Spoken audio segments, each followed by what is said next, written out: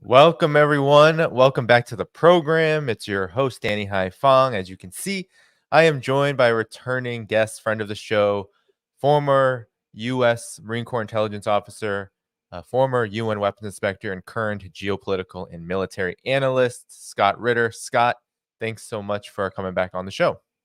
Thanks for having me. Yes, and we have a lot to talk about. So as everyone's coming in, be sure to hit the like button because that helps boost the stream and the algorithm. Scott is the author of a new book called Covering Ukraine, the Scott Ritter Interviews Through the Eyes of Anya Kay, who has a wonderful YouTube channel herself covering mostly geopolitics. And they have compiled their interviews. And it's a great book. The link is in the video description. And I believe it's a great jumping off point for this conversation. So, Scott, the NATO summit is, has come and gone. The declaration has been released. And I'm wondering if you could talk about how this book can help us understand what happened, because there were, of course, a flurry of announcements. I think much to the chagrin of Zelensky, there was no guarantee of NATO membership for Ukraine, but there was a lot announced at this NATO summit. Most of it, if not all of it, really bad for humanity. So, Scott, if you could, perhaps you could talk about this book in the context, given that I love to do this. NATO was mentioned 109 times in the in the book. So talk about how this book can help us understand what happened at the summit. Well, first of all, thanks for that statistic. NATO mentioned 109 times. That's pretty awesome. I mean, what we're seeing right now is this NATO summit was a culminating moment. I mean, it's one of those critical junctures of aligning policy with reality, with politics and the war. Everything is you got this intersection taking place in Washington, D.C. This summit is the 75th anniversary of NATO. So right off the bat, there's political pressure on the part of the NATO attendees to ensure that NATO comes across as the most politically relevant alliance imaginable. I mean, NATO's never been stronger, we're being told. There's never been more unity than has, and this is an existential moment for NATO that as goes the conflict with Russia and Ukraine, so goes NATO. If Russia wins, NATO loses, and NATO may not survive. So, we have a simultaneous posturing of strength, how strong NATO is, and yet the recognition that NATO is extremely fragile, and its future, it literally hinges on what happens in Ukraine, and what happened in Ukraine isn't good for NATO. We see them talking about providing air defense. We see them talking about providing F-16s. The F-16 was a big thematic in this summit. But we also see other things, such as it's become apparent, and the Wall Street Journal reported on this, that NATO is incapable of producing the materiel needed by Ukraine to stay the course against Russia. That Ukraine, simply put, is losing material at a far greater rate than NATO, than the European defense industry, than the United States defense industry can replace it. And that it's going to take a long time for NATO, for Europe, for the United States to get their defense industry up to the point where they could possibly do this. And Ukraine simply doesn't have that time. We are at a crisis point in this conflict. Now, that is a lot to put on the table. And for people who are looking at the NATO summit, trying to put it into context, that's a big challenge.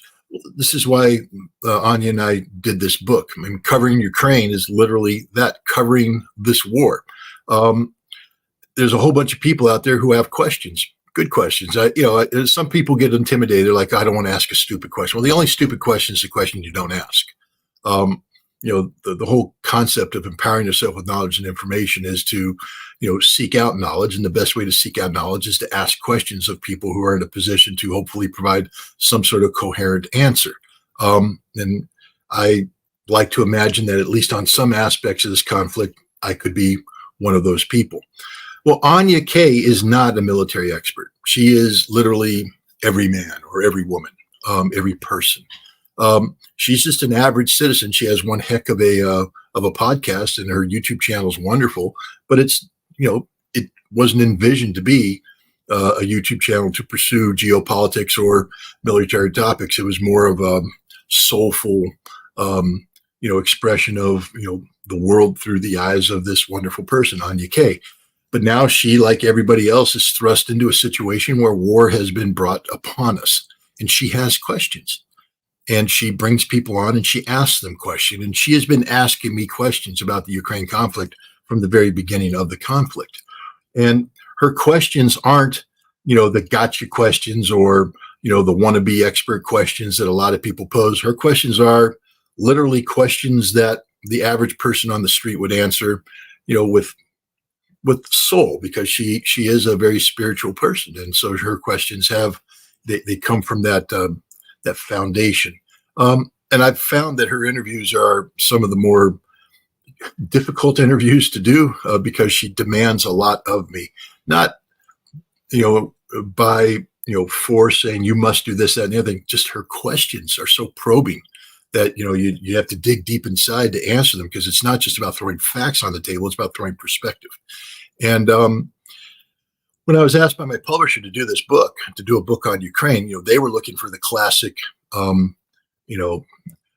John Erickson, The Road to Berlin, The Road to Stalingrad, some sort of, very detailed academic-oriented military analysis. And there were two things. One, I didn't have the time to do that.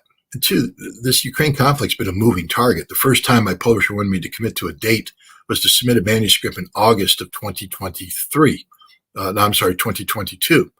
And I said, I don't want to, but I agreed to it. And then I pulled it the last second. I said, this isn't going to work, because whatever I'm writing right now, when you publish it, it's going to be outdated immediately. And sure enough, in September, 1 month after I pulled the manuscript, Ukraine launched its major counteroffensive that pushed the Russians out of Kharkov, eventually led to the capture of the right bank of Kherson, and then prompted the partial mobilization, 300,000 Russians, the transformation of Russian defense industry, the referendum that led to, the absorption of Kherson, Zaporizhia, Donetsk, and Lugansk into Russia. Sort of a game changer, changed everything. Had I published that book at the time, or submitted that manuscript, that book would have been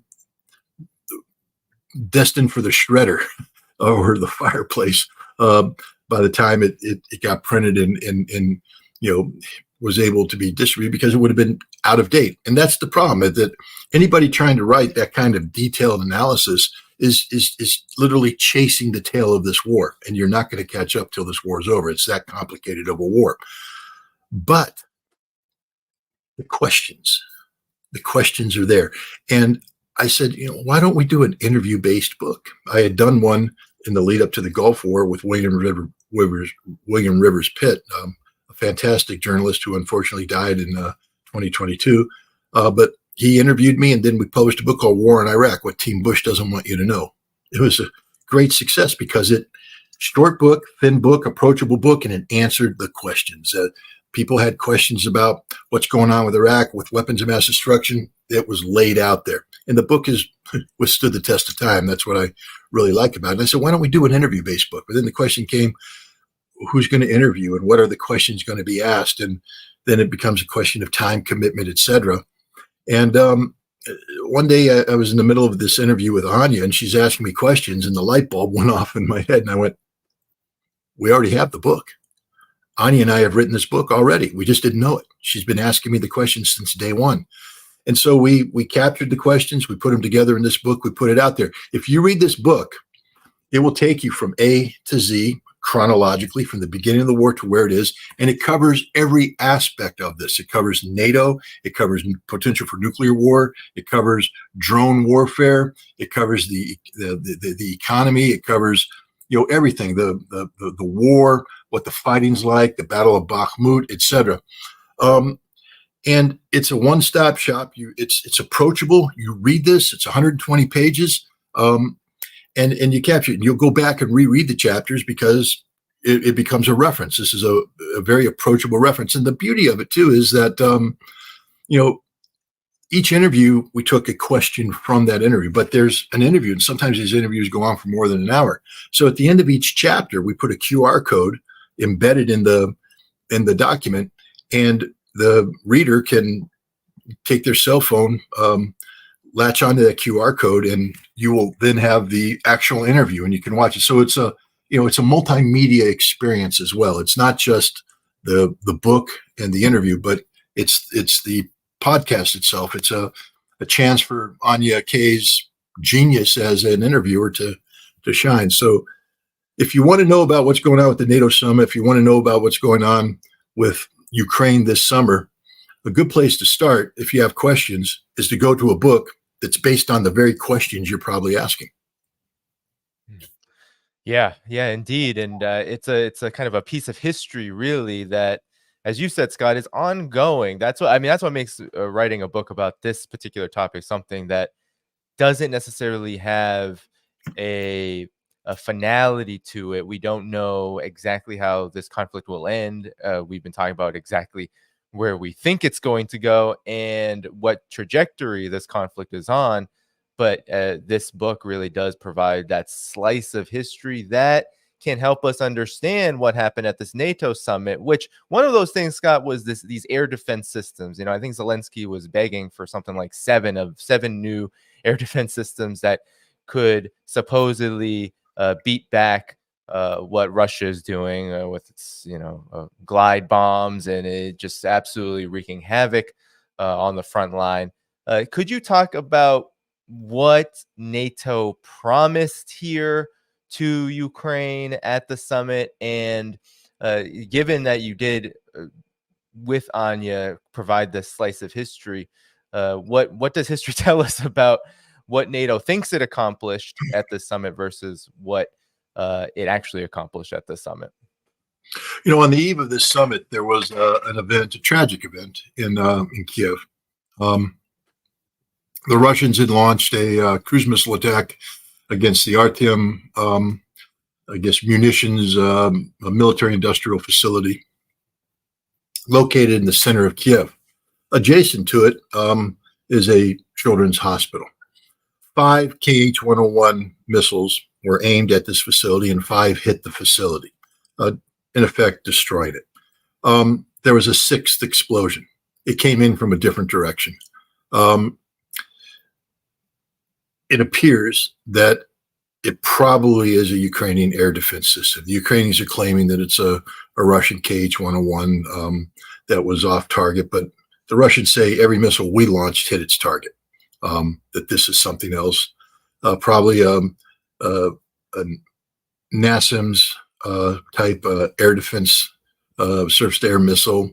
And the Russians were very specific. They said this was provided by Norway. It's a joint Norwegian-American program, but Norway has provided some systems. The United States, they said this is provided by Norway, which implies they know where it was fired from and they know the trajectory that it flew on.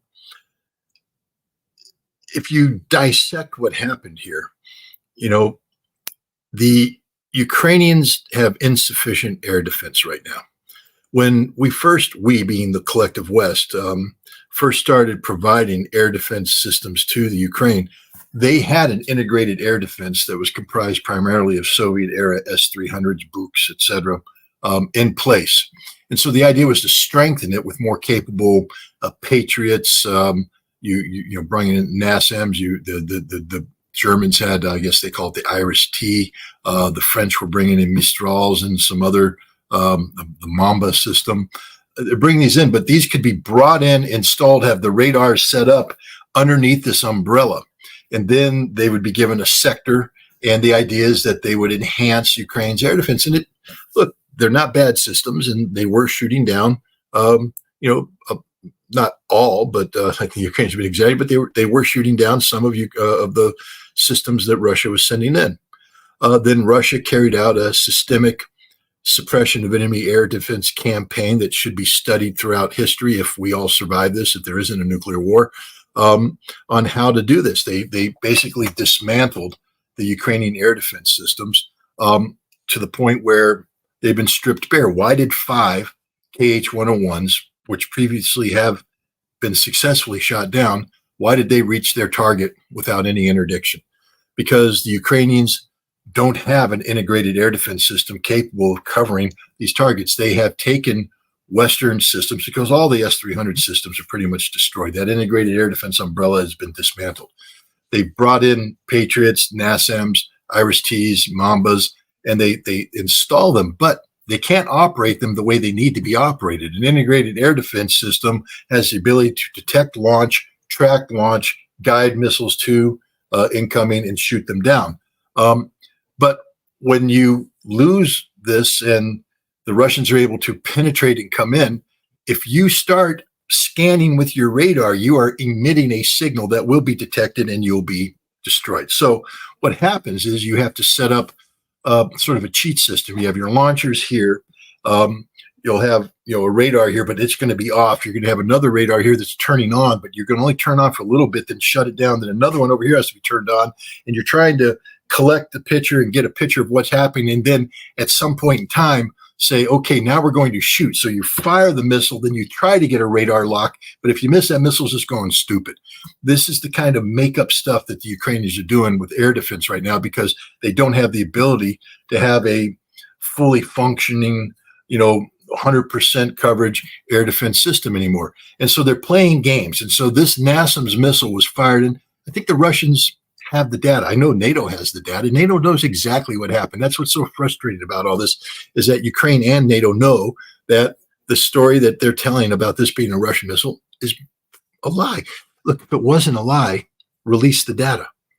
I mean, the Russians if this is a lie, then Russia made a huge mistake going to the Security Council and committing to this line of thinking publicly like that at that forum. This is the chance, if Russia's lying, to expose the lie, to undercut Russia so that they'll never be believed again.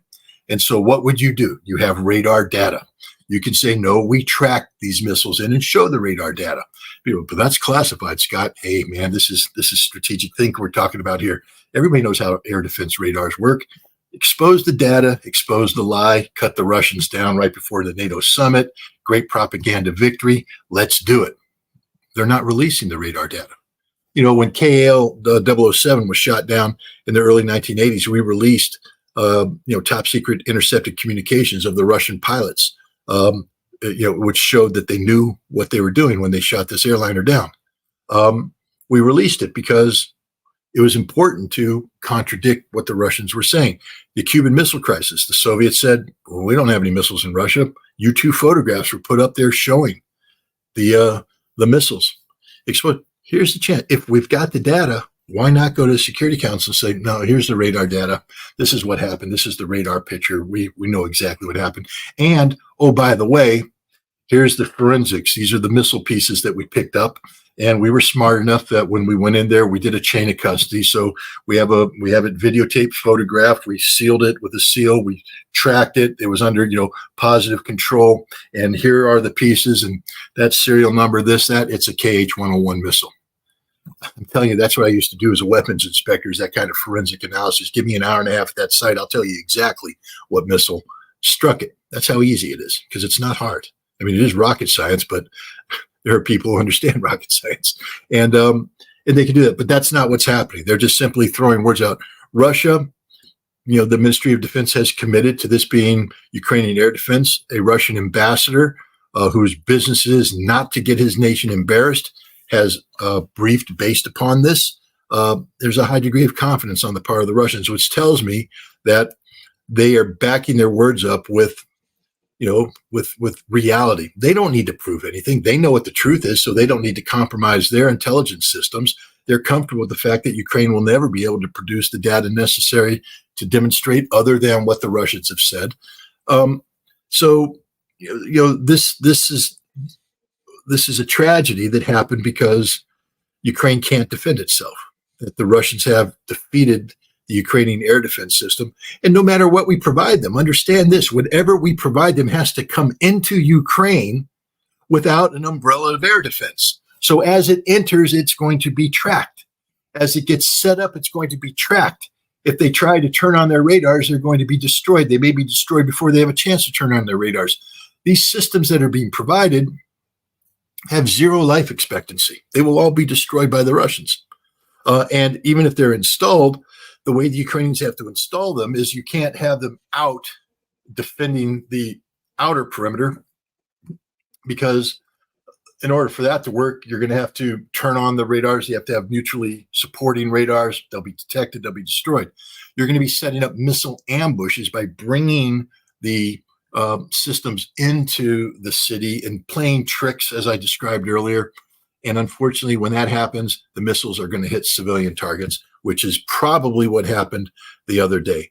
The emphasis on air defense at the NATO summit just underscores the reality that Ukraine has no air defense right now, that they're basically at the mercy of the Russians, who can pretty much attack any place, anytime that they want to with any weapon system they want.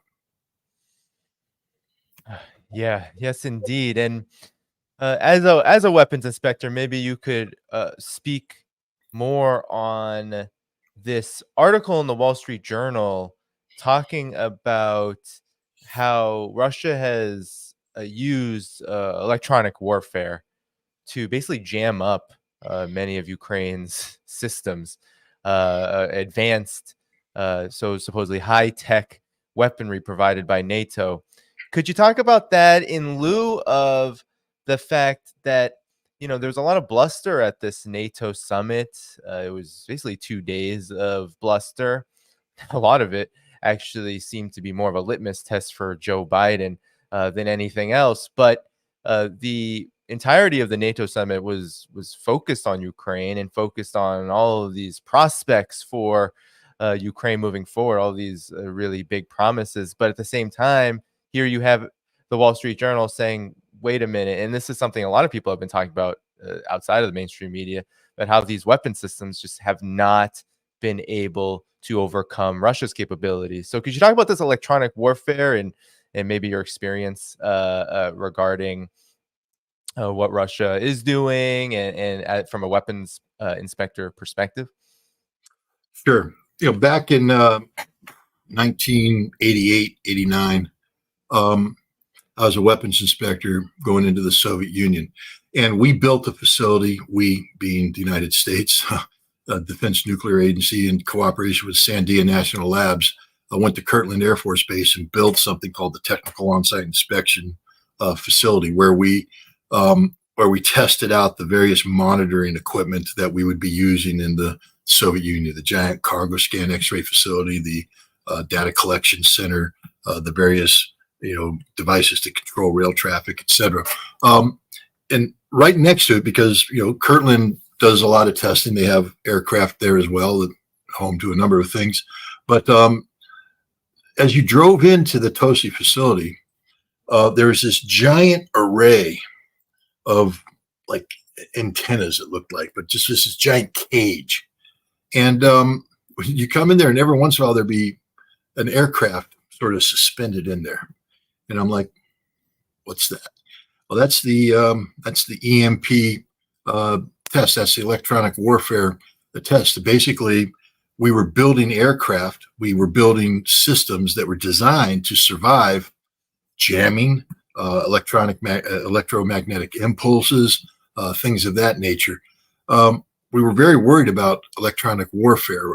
Everything we did when I was in the Marine Corps was based upon the premise that the enemy's jamming us, intercepting us, etc. We trained in a very realistic environment. We spent a lot of money doing it. The Cold War ended, and the necessity for continuous this very expensive training and stuff went away.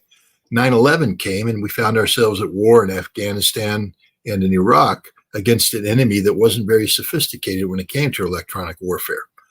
And because, defense spending being what it is, you tend to spend on that which you need at the moment, and you don't spend on those things that are no longer relevant. In electronic warfare, aggressive electronic warfare became irrelevant. We just stopped doing it, literally. I mean, it just wasn't part of our repertoire. Meanwhile, the Russians are always been focused on electronic warfare, and when looking at their potential adversaries, especially NATO and the United States, once NATO expansion took place, the Russians, began preparing actively, integrating a very aggressive electronic warfare postures into their force structure and to their operations, their tactics, etc. So the Russians are key to think this way. So when the United States, for instance, introduced the JDAMs, the Joint Direct Munition System, Joint Direct Attack Munition System. I think that's what JDAM stands for. Basically, it's a bomb that has a guidance system put on the top of GPS guidance system, and then the ability to make alterations in course. So as the aircraft above will put in where it wants to hit below, usually you have somebody on the ground observing, saying that's what we want to hit. They calculate, they get the precise point there, they pass it up the airplane that knows where it is, so it can input where it is, where it wants to go, release the bomb, and then the bomb guides in and hits exactly where it wants to go. Man, this thing was wonderful in Iraq and Afghanistan. I mean, you got these JTACs, Joint Tactical Air Controllers, out there calling in airstrikes, and it's like magic. The B-52 appears overhead, and pop, pop, pop, out come the JDAMs, and bam, bam, bam, bam, enemies being blown up. And man, we are the best in the world. No one can stand up against us, except the Russians, who are watching all this going, hey, what's the vulnerability of that system as it comes down? It needs linkage to a satellite. What if we jam it? What happens if the satellite linkage is broken and the bomb goes stupid? Now it's not going to hit its target. It's going to launch it. It's just going to go someplace. And so the Russians have been looking at it. And when we provided them to the Ukrainians, the Russians are prepared to collect all the data as things come in. They collect the debris, they're tracking, they're intercepting signals. And it all goes back to dedicated defense industrial facilities that sit there and say, okay, here's a jammer. This will jam that. Today, the JDAM doesn't work in Ukraine because the Russians have jammed it. HIMARS, we fired off a couple times. It's got both an inertial guidance system, but a GPS guidance system. You fire off enough rockets, enough debris is going to be collected where the Russians are going to be able to reverse engineer. There's always that dud that fires out there and goes stupid and ends up on the ground nearly intact. And the Russians take that off and they do the evaluation and they come up with jamming units. So when you start popping off HIMARS, they just start going where they're not supposed to go because they've been jammed. This is what the Russians do. They've been very good at it. We had the Excalibur round. I mean, the artillery, again, because we developed all these weapons in 20 years of fighting Afghans and Iraqis, insurgents. So this is just magic technology in those situations. Boom, Excalibur guy, laser designating, or it's GPS, and it comes in and hits perfectly. But then the Russians have built the jamming unit. We fire the Excalibur, and it just goes stupid because the Russians have jammed the signal. This is the reality of just about every weapon. Attackums. The Russians now have broken the code on attackums, and they can jam it too. This is the reality of modern warfare. The Russians have got us beat hands down, and we haven't spent the money necessary to build the systems that can overcome Russian jamming. It takes a long time, a lot of money, a lot of lead time. We're still convinced that what we produce is the best in the world. It has to be. It's made in America. It's made in Europe. I mean, it's good stuff. It's not that good. Really not, because it's not been tested in the real battlefield. And what we see right now, the real battlefield's in Ukraine, and these systems aren't succeeding. They're failing.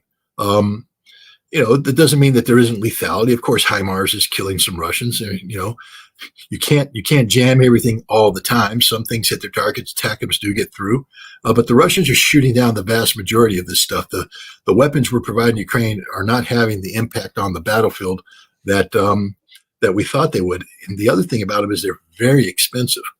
We've been giving the Ukrainians a lot of money, big dollar figures, but understand that when you take big dollars and you have very expensive systems, that you're not buying as many of those systems as you could be if they were cheaper. And if the Russians are jamming them, that means you just nullified a big chunk of that money. So if you've got $100 billion and you've dedicated, 55 billion of that to advanced munitions that have been nullified, you're really only getting $45 billion.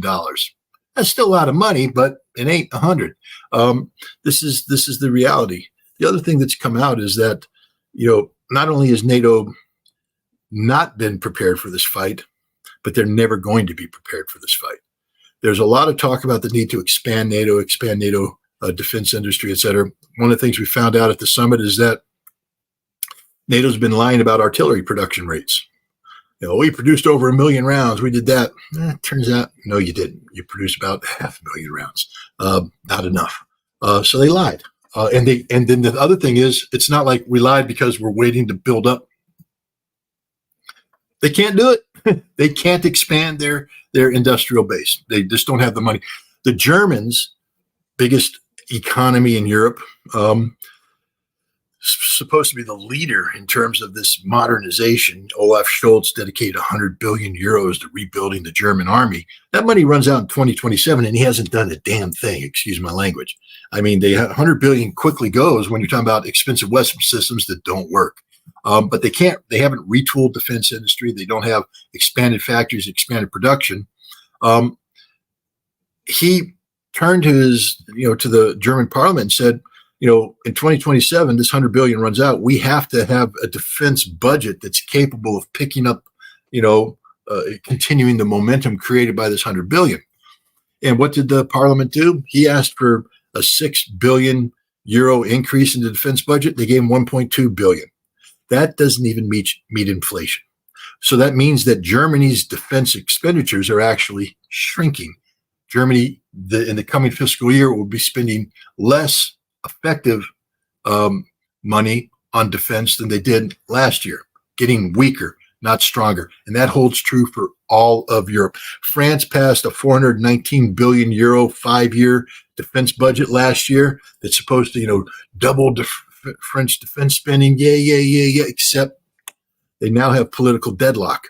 The parliament ain't going to support that. There's other priorities in France other than spending all this money, especially when that money was geared to get France ready to fight a war with Russia that many in France no longer believe France should be getting ready to fight. So the French have been the British are the funniest ones of all because they talk big. I mean, my God, Keir Starmer's out there just thumping his chest like he's Superman. I'm going to save the world. The media, all as he was traveling to the summit, they made it seem like Superman was literally flying. Oh, he is. I mean, he's Keir Starmer, former MI5 head, man. This guy is he's good. And he's got Healy now, the defense secretary, and he's good too. They're going to do a root to stem analysis of what it takes to get UK defense spending increased to 2.5% GDP by 2030. You realize what a joke this is? By 2030, the war is right now. The war is today. And the UK is sitting there trying to come up with a plan to get defense expenditures increased by 2030. And then Starmer had to, put a little caveat on it. If the economy will support it, but the economy won't support it. This is the reality of British defense. It's shrinking. It is the greatest shrinking military in modern history. A couple of years ago, they could put 72,000 British soldiers in a stadium. That's it. That's all they had. They can't even fill up a big soccer stadium. It'd be about 20,000 unsold seats. Today, I think the numbers, it's getting ready to drop down to, 58,000, 54,000. They can't afford it. They can't recruit. They're going to have to retire the aircraft carriers because they don't have sailors for them. They have frigates. They bought a new category of frigates. They can't put them all at sea because they don't have enough sailors, not enough recruits. Nobody wants to join. Their air force is a joke. Everything about them is a joke. But we're supposed to believe that NATO is going to be this expansive unit capable of sustained, but there's not a single military in NATO today that could go to Ukraine and survive more than a couple of weeks. Not even the United States. We don't have the sustainability. General Christopher Cavoli has acknowledged that. And the other thing, NATO's like, we're getting stronger. No, I just told you you're getting weaker. The German military literally got weaker this year because 1.2 billion increase in defense spending doesn't meet inflation. Meanwhile, the economy has shrunk. You can't produce the tanks you claim you need. Rheinmetall's out there. We want to do this, that, and the other thing. With what steel? The foundries are shut because of the gas. You can't afford the gas to keep the foundries operating. Where are you going to get your steel? China? So Europe's a joke. NATO's a joke. This entire summit is a joke, except for the stupidity of trying to flex as if they're somehow there. This is where Russian patience comes in. I know there's a lot of people out there that are frustrated saying Russia doesn't need to put up with this. Russia wins every day by doing what it's doing. Russia doesn't need to expand. Russia doesn't need to, respond. Russia's winning. Ukraine. I mean, what did the statement say? The NATO statement? It's inevitable. Ukraine will be a member of NATO. It's inevitable. Irreversible was also irreversible. What's interesting about that word is it's hard to reverse something that literally has not happened. So something that's irreversible, it's not even in motion. So to reverse it, anyway, that's Blinken won't even talk about a bridge. Some people call it a bridge. Well, Blinken won't even do that. We're just saying that it's there, that the door has been opened, and Ukraine will be a member. But when? Well, we can't really say when, because the real answer is Ukraine will never be a member of NATO. I love what you just said. You can't reverse something that doesn't exist. And Ukrainian membership doesn't exist. It can't exist. Ukraine is an inherently corrupt entity. Ukraine's not going to be around. They're talking about 5 years. I mean, people say Ukraine first has to win this war. They're not going to. They're not going to win. One of the conditions of conflict termination will be Ukraine signing a treaty that says it will be neutral in perpetuity. This is a real perpetuity, not finished perpetuity.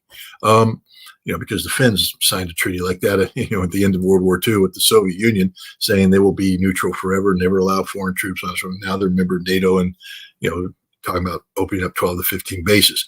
But Ukraine there will be a treaty that requires Ukrainian neutrality, and that's the reality of it. So Ukraine will never be a member of NATO. That's an absolute guarantee. But NATO, it can't be honest enough to say that. And the sad thing is they're going to sacrifice, tens of thousands, if not hundreds of thousands of more Ukrainian lives before this reality, reaches fruition. Totally. What was so shocking, or maybe not shocking, but maybe disturbing about this article. This is the Wall Street Journal article republished in MSN. But here is retired General Ben Hodges, who was once U.S. Army. In your view, probably very familiar with him, Scott. He said, "We probably made some bad assumption because over the last 20 years, we were launching precision weapons against people that could not do anything about it." Exactly what you said. I always say, it's not just us saying this. It's not just Scott Ritter saying this. It's literally the horse's mouth. Now we are doing it against a peer opponent, and Russia and China do have these capabilities, basically everything that you outlined. But what's so striking about that is no one's listening. Stephen, Stephen Walt, the realist, who's co-authored a book with John Mearsheimer about the Israel lobby, was talking about just all of these. We don't think about these disadvantages that NATO has over time that may lead to its demise. But one of the things that it does have is this just it's been around for so long, and it's had this free terrain for so long to be dominant for so long that while we can't predict its collapse anytime soon, it's trending in that direction. But it feels like this is that kind of like, it's like this entrenched. It's like it's so entrenched. Just we're gonna just keep on doing what we've been doing. It doesn't, as you said, it doesn't really matter to them. It's just they just keep staying the course. Success, no success, and Ukrainians pay for it. Of course, the world pays for it. The world economy, everyone pays for it. Scott, your reaction? Well, when the Cold War ended, the United States, I remember it very well. We were searching for the peace dividend, and so, look, we've never been perfect, but I have to tell you, the military of the 1980s was as close to perfection as you're going to get, because we existed for one reason and one reason only, and that was to literally fight 2.5 wars at the same time and win. And we trained so very hard to do this. We had good equipment. We had good leaders. We had good quality troops. We had gotten over the malaise of Vietnam. We had volunteers that were coming in. And, we had this very professional military, but it was expensive as hell to keep this military the size that we had. Because, again, fighting 2.5 wars requires a lot of troops and a lot of equipment. We had pre-positioned equipment. This is what enabled us to do Desert Storm. So that the Marine 7th Amphibious Brigade, or became this Marine 7th Marine Expeditionary Brigade, could just get on airplanes, fly to the Middle East, and shipping containing their equipment would get to the port, offload. They could marry up that equipment and go on. You didn't have to load up all the equipment on a ship and have that ship sail out with the Marines on board like you did in World War II or in Korea. We had maritime pre-positioning ships. We could marry up. The Army did the same thing. We were ready for this conflict. And then we said, well, the Cold War is over. We don't need to fight 2.5 wars anymore. And so we broke it down. For a while, we were there doing 1.5 wars. And then they said, 1 war. And then they said, well, we're just going to be ready to respond to little crises. We're not really prepared to fight a war. If we need to fight a war, we don't know who we're going to fight against, because we've got great relations with the Chinese. We're waiting for them to turn over to capitalism. The Soviet Union's gone. Russia's weak. There's not going to be a major war in Europe. We're just going to focus on making these expeditionary brigades that we could send around. Oh, gosh, 9/11 came. Let's send our troops over to Afghanistan and Iraq. But we're going to keep that brigade structure because we really don't know what we're doing. And the system just became broke, fundamentally broke. We don't know how to fight a modern war. But this has never been about fighting a modern war. Since the end of the Cold War, it's been about institutionalizing war profiteering. It's stopped being about giving the troops that which they need to accomplish the mission. And it became, how do we posture in the most expensive way? We became addicted to technology. As we shrunk our military and shrunk the capacity to deploy meaningful numbers of troops, we offset that with technology. We have artillery systems that can fire quicker and more accurately. We can, we don't need all these troops because we can cover it with aircraft. I mean, we became addicted to air power in Afghanistan and Iraq because there was no air defense. There was no hostilities. There was nothing, no hostile aircraft. We could just control the skies, and we became spoiled by the immediate availability of aircraft. And it just changed everything we did. Our defense industry became about building the most expensive weapon system down the road without really thinking it through about who we wanted to fight. We claimed we needed just to be better than everybody. And so that's how we got F-22s. That's how we got F-35s, two really crappy systems. Scott, they're not crap. They're really good. They're not really good. Difficult to maintain. Why do you think we stopped producing the F-22? Because it's not very good. And the F-35, Congress right now is reviewing it. It's not very good either. They're just not good airplanes. That B-21 bomber we're building, it's not very good either. That Sentinel ground launch ballistic missile, it's really not any good. We don't build anything that's good anymore. It's very expensive. There's a lot of technology involved, but it's designed simply to put money in the pockets of the defense industry that then feeds that money back into the political system so that both the representatives who allocate the money and the people who receive the money are very happy. That's what the American defense industry has become. It's a cycle of corruption, so to speak. But it's not about giving our warfighters the best equipment possible. It's the exact opposite. And now we have a system right now where we can't fight a war. Literally, we can't fight a war. Not a modern war. I know there's a lot of people out there who take umbrage at that. But, what do we have? What do we got in Europe? How many troops do we have? Can those troops, do the sustain? Back in the Cold War, when I lived in Germany, they ran exercises called Reforger, and I remember Reforger 77, the year that I arrived, Reforger 78, 79. Basically, we would fly in. We had the ability to fly in 300,000 troops in 10 days. 300,000 troops. In addition to the 250,000 troops we already had in Germany, 300,000 troops who would fall in on their pre-positioned equipment. So we had entire corps worth of equipment there. Corps, not division, not brigade, not battalion, corps. Tens of thousands, hundreds of thousands of troops fly in, marry up with their equipment. Now, this equipment isn't just there. It's got to have ammunition ready to fight now and sustain that fight. So we had massive ammunition dumps full of ammo ready for the war. Those tanks need gas. They need petrol. Where is that? We have huge fuel dumps already, the fuel purchased, ready, earmarked for the war. We have aircraft in place with the fuel, with the bombs, with the missiles, everything right there, leaning forward to go to war. We were ready. Today, we got nothing. They put a brigade in Poland. In one little place. You don't think the Russians can put some Iskanders in there and just take that out that quick? Of course they can. We've got one port we land in, Hamburg. That too is going to be gone. Then where do we land? What kind of infrastructure does Europe have? Europe's not prepared for this anymore. Europe used to do nothing but prepare for this kind of fighting. Every part of Europe was prepared for it. Today, no, none of Europe's prepared for it. They don't think about it, and they can't afford to become prepared for it. This is one of the frustrating things for NATO right now because they keep talking to the need to expand. But the reality is they're looking at going, we can't afford it.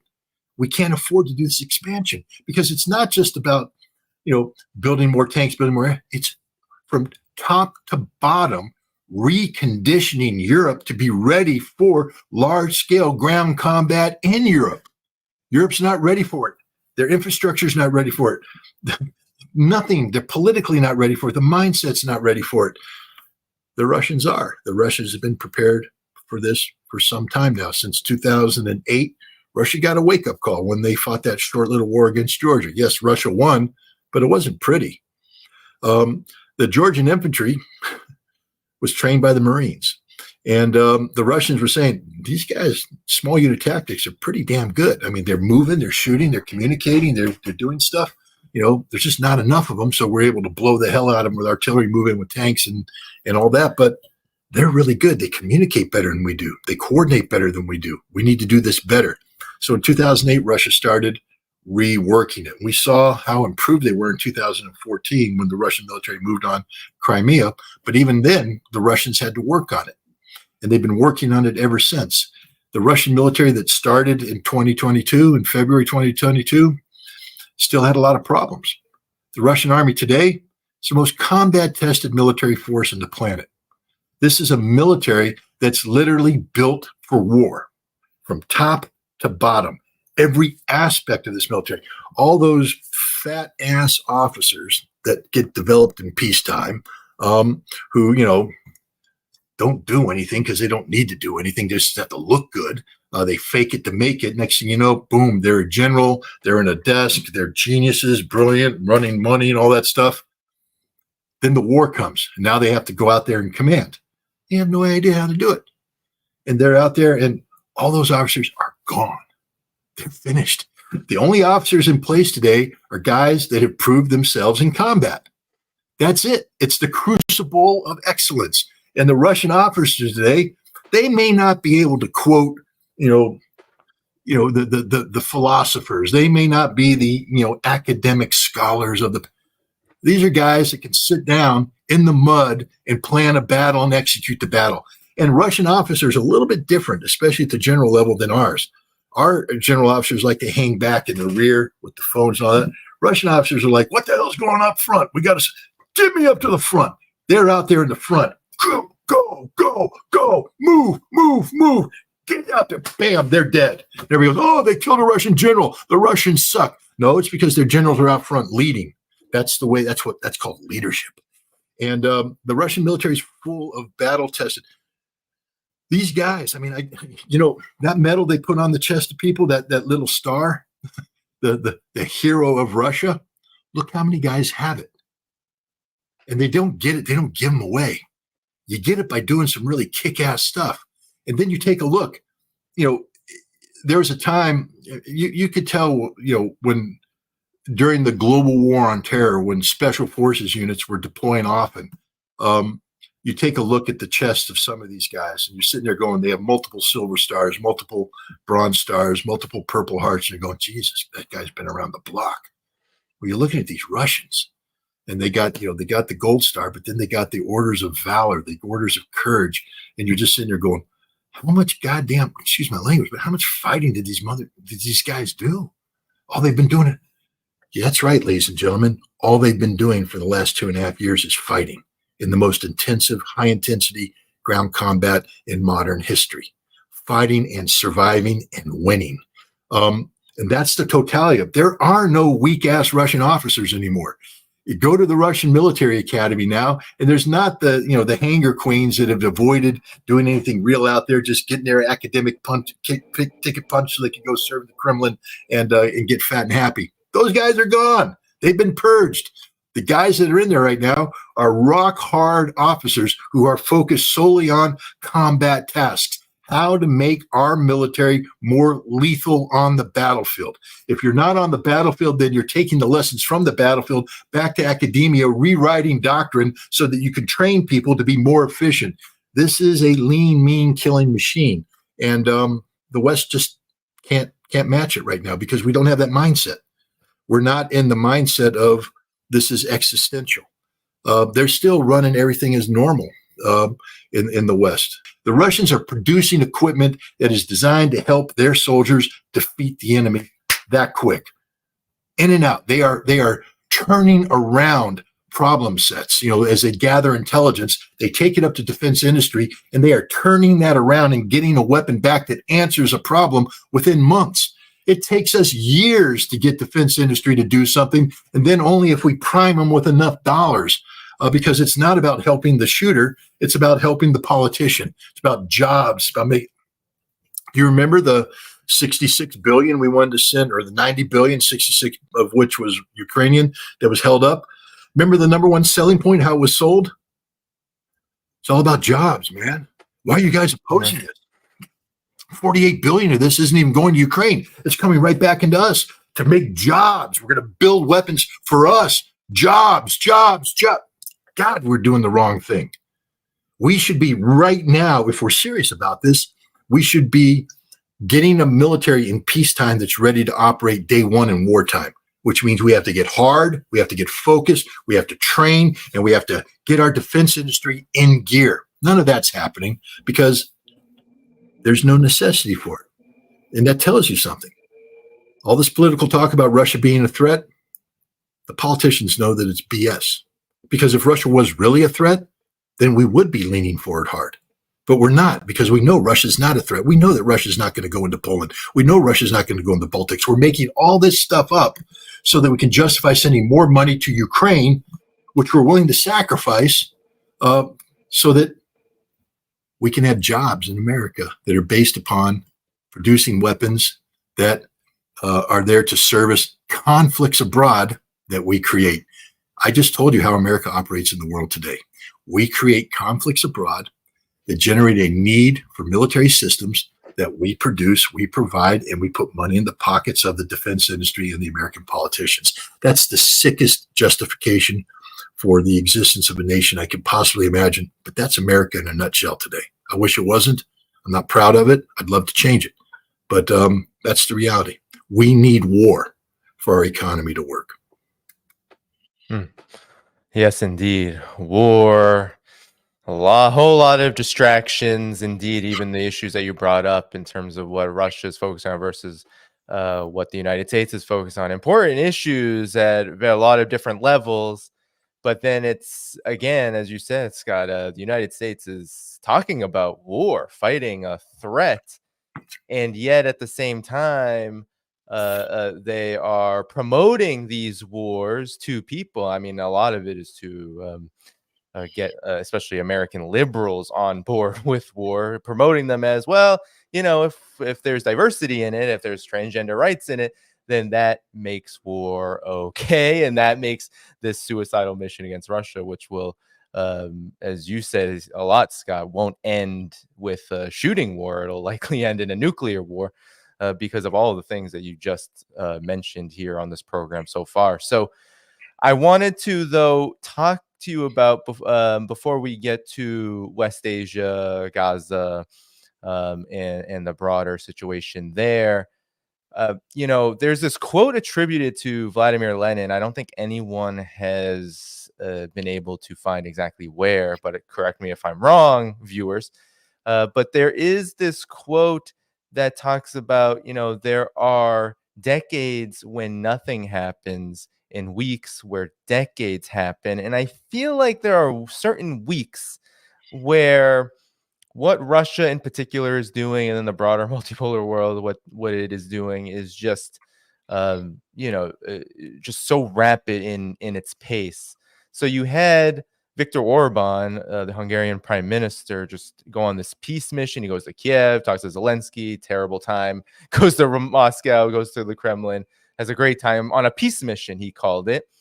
Now, as of today, I think it was his last day, actually July 9th, he left Beijing to go to the NATO summit, but he was in Beijing, talked to China, talked to Xi Jinping, and then he was at the NATO summit saying he was continuing the peace mission. You had Modi at the same time, Narendra Modi of India, go to Russia. There was a bear hug that drove Washington absolutely bonkers between Modi and Putin.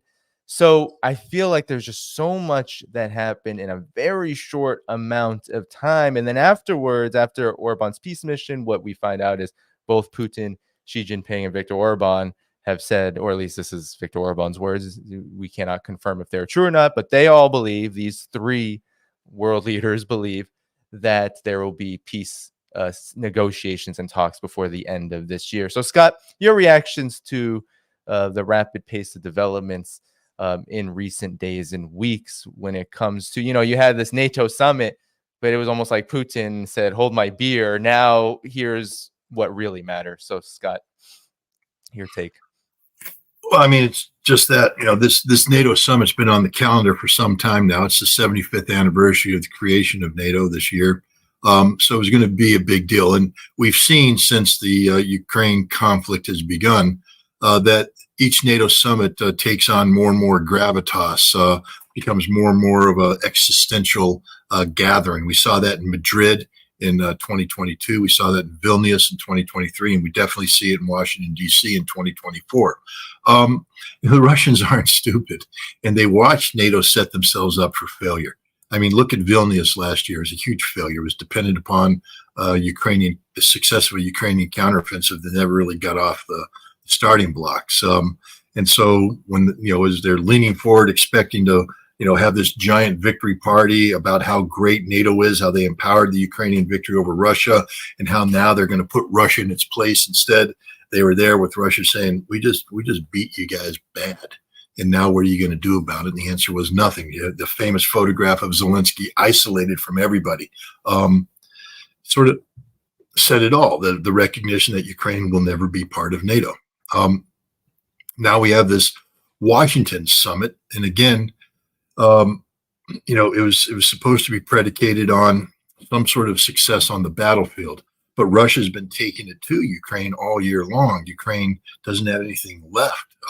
When the Russians came into the Kharkov area, that was seen as a chance. NATO said, aha, now we need you to attack and push them back at Volchansk and around there and wipe them out and have this victory that, see, the Russians bit off more than they can chew. Ukraine is capable of dramatic victories. Instead, Russia is just slaughtering them, burning through all the forces. Meanwhile, maintaining pressure on 11 separate points along the battlefield that Ukraine can't withstand. They set themselves up for failure. But Russia now isn't just in the business of letting NATO cancel itself. They're going to cancel NATO. And you saw this. Vladimir Putin set the stage at the St. Petersburg International Economic Forum. He spoke at the plenary session. He did 2 major press events, one with foreign correspondents, one with Russian correspondents.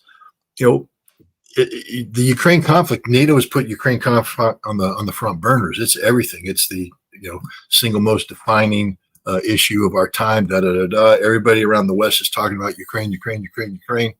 What did Vladimir Putin talk about? The economy, the Russian economy, how great it is, how it's going to expand, how it's working, about BRICS, about the upcoming, summit in October in Kazan. That's what he talked about. That's what he led off with. That's his priority. Only after he talked about that did he bring up, oh, yes, the Ukraine conflict, because it's not the defining issue for Russia right now. And this tells us everything. How did he set this NATO summit up? Well, the first thing, you remember, one of the big things about NATO is, going to the Pacific. They invited some observers. I think Australia, New Zealand, Japan, South Korea were invited to sit in at the NATO summit. And Stoltenberg has been talking about the need to expand NATO into the Pacific. That's curious how you get a North Atlantic Treaty Organization now into the Pacific. But that's what he's doing. Now, so what did Putin do? Well, he went to North Korea. Then he went to Vietnam. And in one fell swoop, he just said, no, you're not going to do this. We're going to screw up your entire plans. The Japanese and the South Koreans now, instead of talking about NATO coming, they're going, oh, God, what do we do about North Korea and Russia? Oh, geez, that changed everything. We don't know. America's going, what the hell just happened? And the Australians are like, God, no. China, come here. We want to do trade with you. We don't want to, import New Zealand's like, what? Wait a minute. You invited us to a party and what? So, Putin just preempted it. You've been hearing people say, well, BRICS, it's never going to get off the ground because India and China don't get along well. Well, gosh, what was Putin's first state visit after becoming, getting inaugurated? China. Big, nice meeting with Xi Jinping, all the pomp and ceremony. These guys have a rock solid relationship, and they made it clear that it is rock solid. And there it is. But people are like, the West is going to use India to drive a wedge between Russia and China. That's a guarantee. Oh, yeah. Well, now Modi's in Russia at the invitation of Putin. And I tell you what, if that's how you drive a wedge between Russia and India, I don't know, man. That was an indication of strong relations, common goals, and the kind of personal connection that is necessary. It's not just about two nations that need to get along. These are two leaders that want to get along. They want to make this work. They agree with each other. They view each other with mutual self-respect. And you don't drape the Order of St. Andrews around the neck of a leader half-hearted. And that's the highest award that Russia can give, military or civil. And Putin did that. The bear hug you talk about, the handshakes. This is genuine stuff. It's the kind of stuff we used to do. We used to have politicians that could do that. I didn't like George W. Bush very much. Still don't. But I'll tell you what, that son of a gun could invite somebody over, bring them down to Crawford, Texas, do them up a barbecue, shake their hands, go for a ride in the golf cart, have a conversation, make that human-to-human connection. And it worked. It works. When you have a human-to-human connection, it's amazing how it works. Today, we won't even talk to the Russians. But Modi's Hard to talking. know if Biden can, but that's a whole other story. Lincoln can, or Yeah, Austin well, can. we perhaps. look. I've been to Russia a couple times. They're very easy people to talk to because they're intelligent, they're informed, they want to have a conversation. It's not a conversation all about them. They're very interested in what you think. They're working to accommodate you. I mean, they're easiest people in the world to have a serious conversation with if we would just do it, but we're not. Well, Modi just had a serious conversation with Putin. And the interesting thing there is Putin said, and I'm inviting you in person to come to BRICS. Now, India was going to be at BRICS, but the question at what level? Well, Modi's coming now. It's going to be Putin, Modi. I'll bet you $1 Xi Jinping shows up. You ain't going to miss out on this. You get those three together, it's world changing, baby. It's world changing. Those three come together, they sit down at a table and they start talking about how they can function together. That's a world changing thing. Do you see what I just did here? I just talked for a long time without talking about the Ukraine conflict. Because for those guys, it doesn't matter. It's secondary. And that's the reality. We are so focused on the stupidity of this conflict that we're not going to win. That we're pouring our life's blood into in terms of the economy, diplomacy, etc. We're sacrificing everything. And Russia, China, and India are like, oh yeah, there's a war over there, but we'll get to that in a second. We're talking about this grand shift to multipolarity away from the American hegemon. What's the American hegemon doing? Instead of doing what we should be doing, which is, hey, let's talk about the pace of this transition. Let's talk about how we can work together to make this transition. Let's talk about how when there is a multipolar world, we're at a seat next to you. We want to be part of this change. We'd like to be a leader in this change. We'd like to be helping you make decisions about how this change is going to happen. That's what we should be doing. That's what sounds, because it's going to happen. We can't stop it. This is history. It's moving. But no, we're back here stuck. We're putting everything into this war, this losing effort that has no chance of victory. You said you can't, you said a while ago, you can't predict the demise of NATO. I'm predicting it. NATO ain't going to survive a decade. It's over. When this conflict ends in a defeat for NATO, you're going to see deep fractures in NATO, and you're going to see nations shed themselves of NATO. The frustrations in NATO are going to start coming out. There is going to be a decisive split between East and West. Germany and France and Italy are not going to align with Poland and the Baltic states. That's a guarantee. And Czechoslovakia is going to have to make a decision because Hungary, Bulgaria, and Slovakia are already saying, we don't want anything to do with this. And as they get isolated, they may choose to do, what's that word, that five-letter word we've been throwing around? BRICS. What happens? Turkey basically was going EU, EU, EU, EU, EU. But every time they said EU, Europe was going, no, no, no, no, no, no, no. So finally, Turkey went BRICS. And Russia went, yeah, BRICS, baby, come on in. That's the direction we're heading. We in the West have become a self-canceling society. We are canceling ourselves. We do it through sanctions.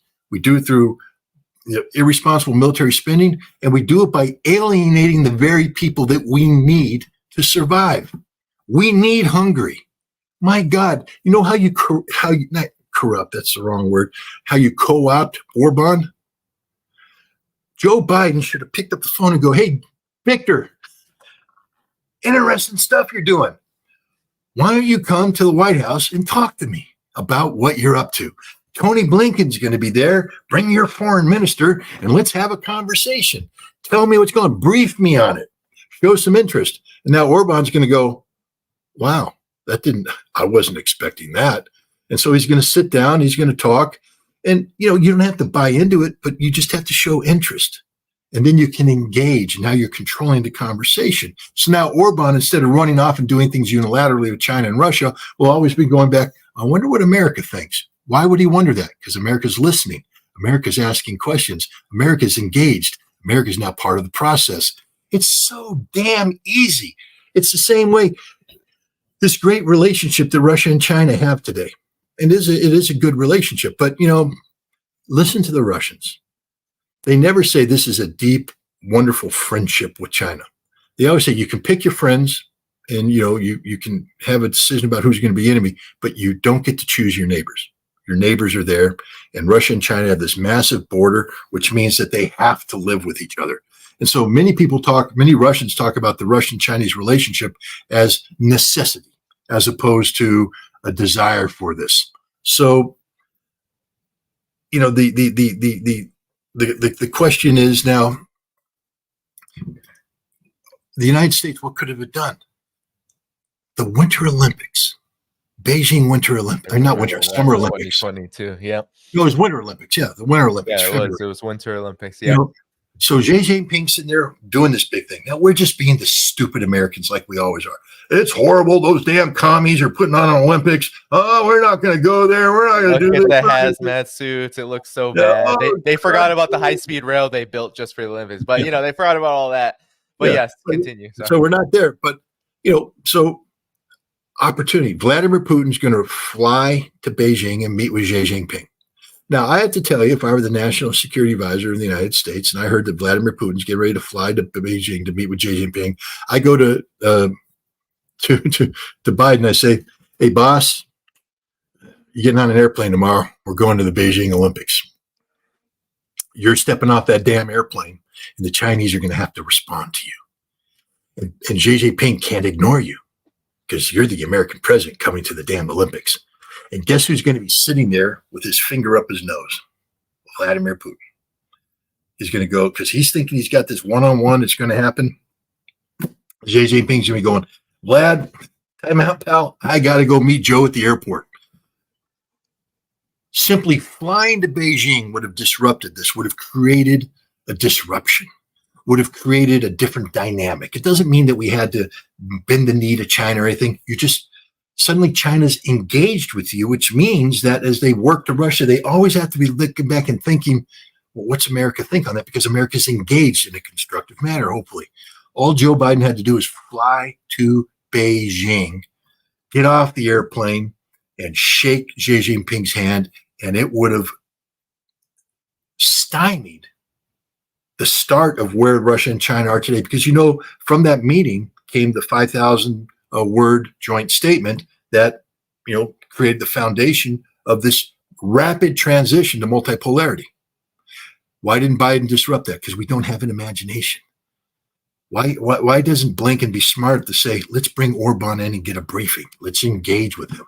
The beauty of engagement is that it allows you to start dictating the pace of something because you're involved, and because we're American, we're big enough, we can control. We lack that imagination. We have made ourselves insignificant by pretending we're so important that we won't engage. My God, what a stupid mistake. Viktor Orban's in America right now. Give him a damn audience. Let him speak. If I were the Speaker of the House, I'd ask bring Viktor Orban into the Congress so he can give a speech about this peace process and ask, and be asked questions. Make it look like America's interested in peace. That would complicate the living hell out of Russia's diplomacy right now, because Russia would be like, okay, what do we got to do? We have to work now. Because up until now, I'm not saying the Russians don't want to work. Of course they want to work. But, right now, there's not much for them to do because America's not engaged. But now if America starts doing this, the Russians have to step up their game. They're fully capable of doing it, and I think they want to do it.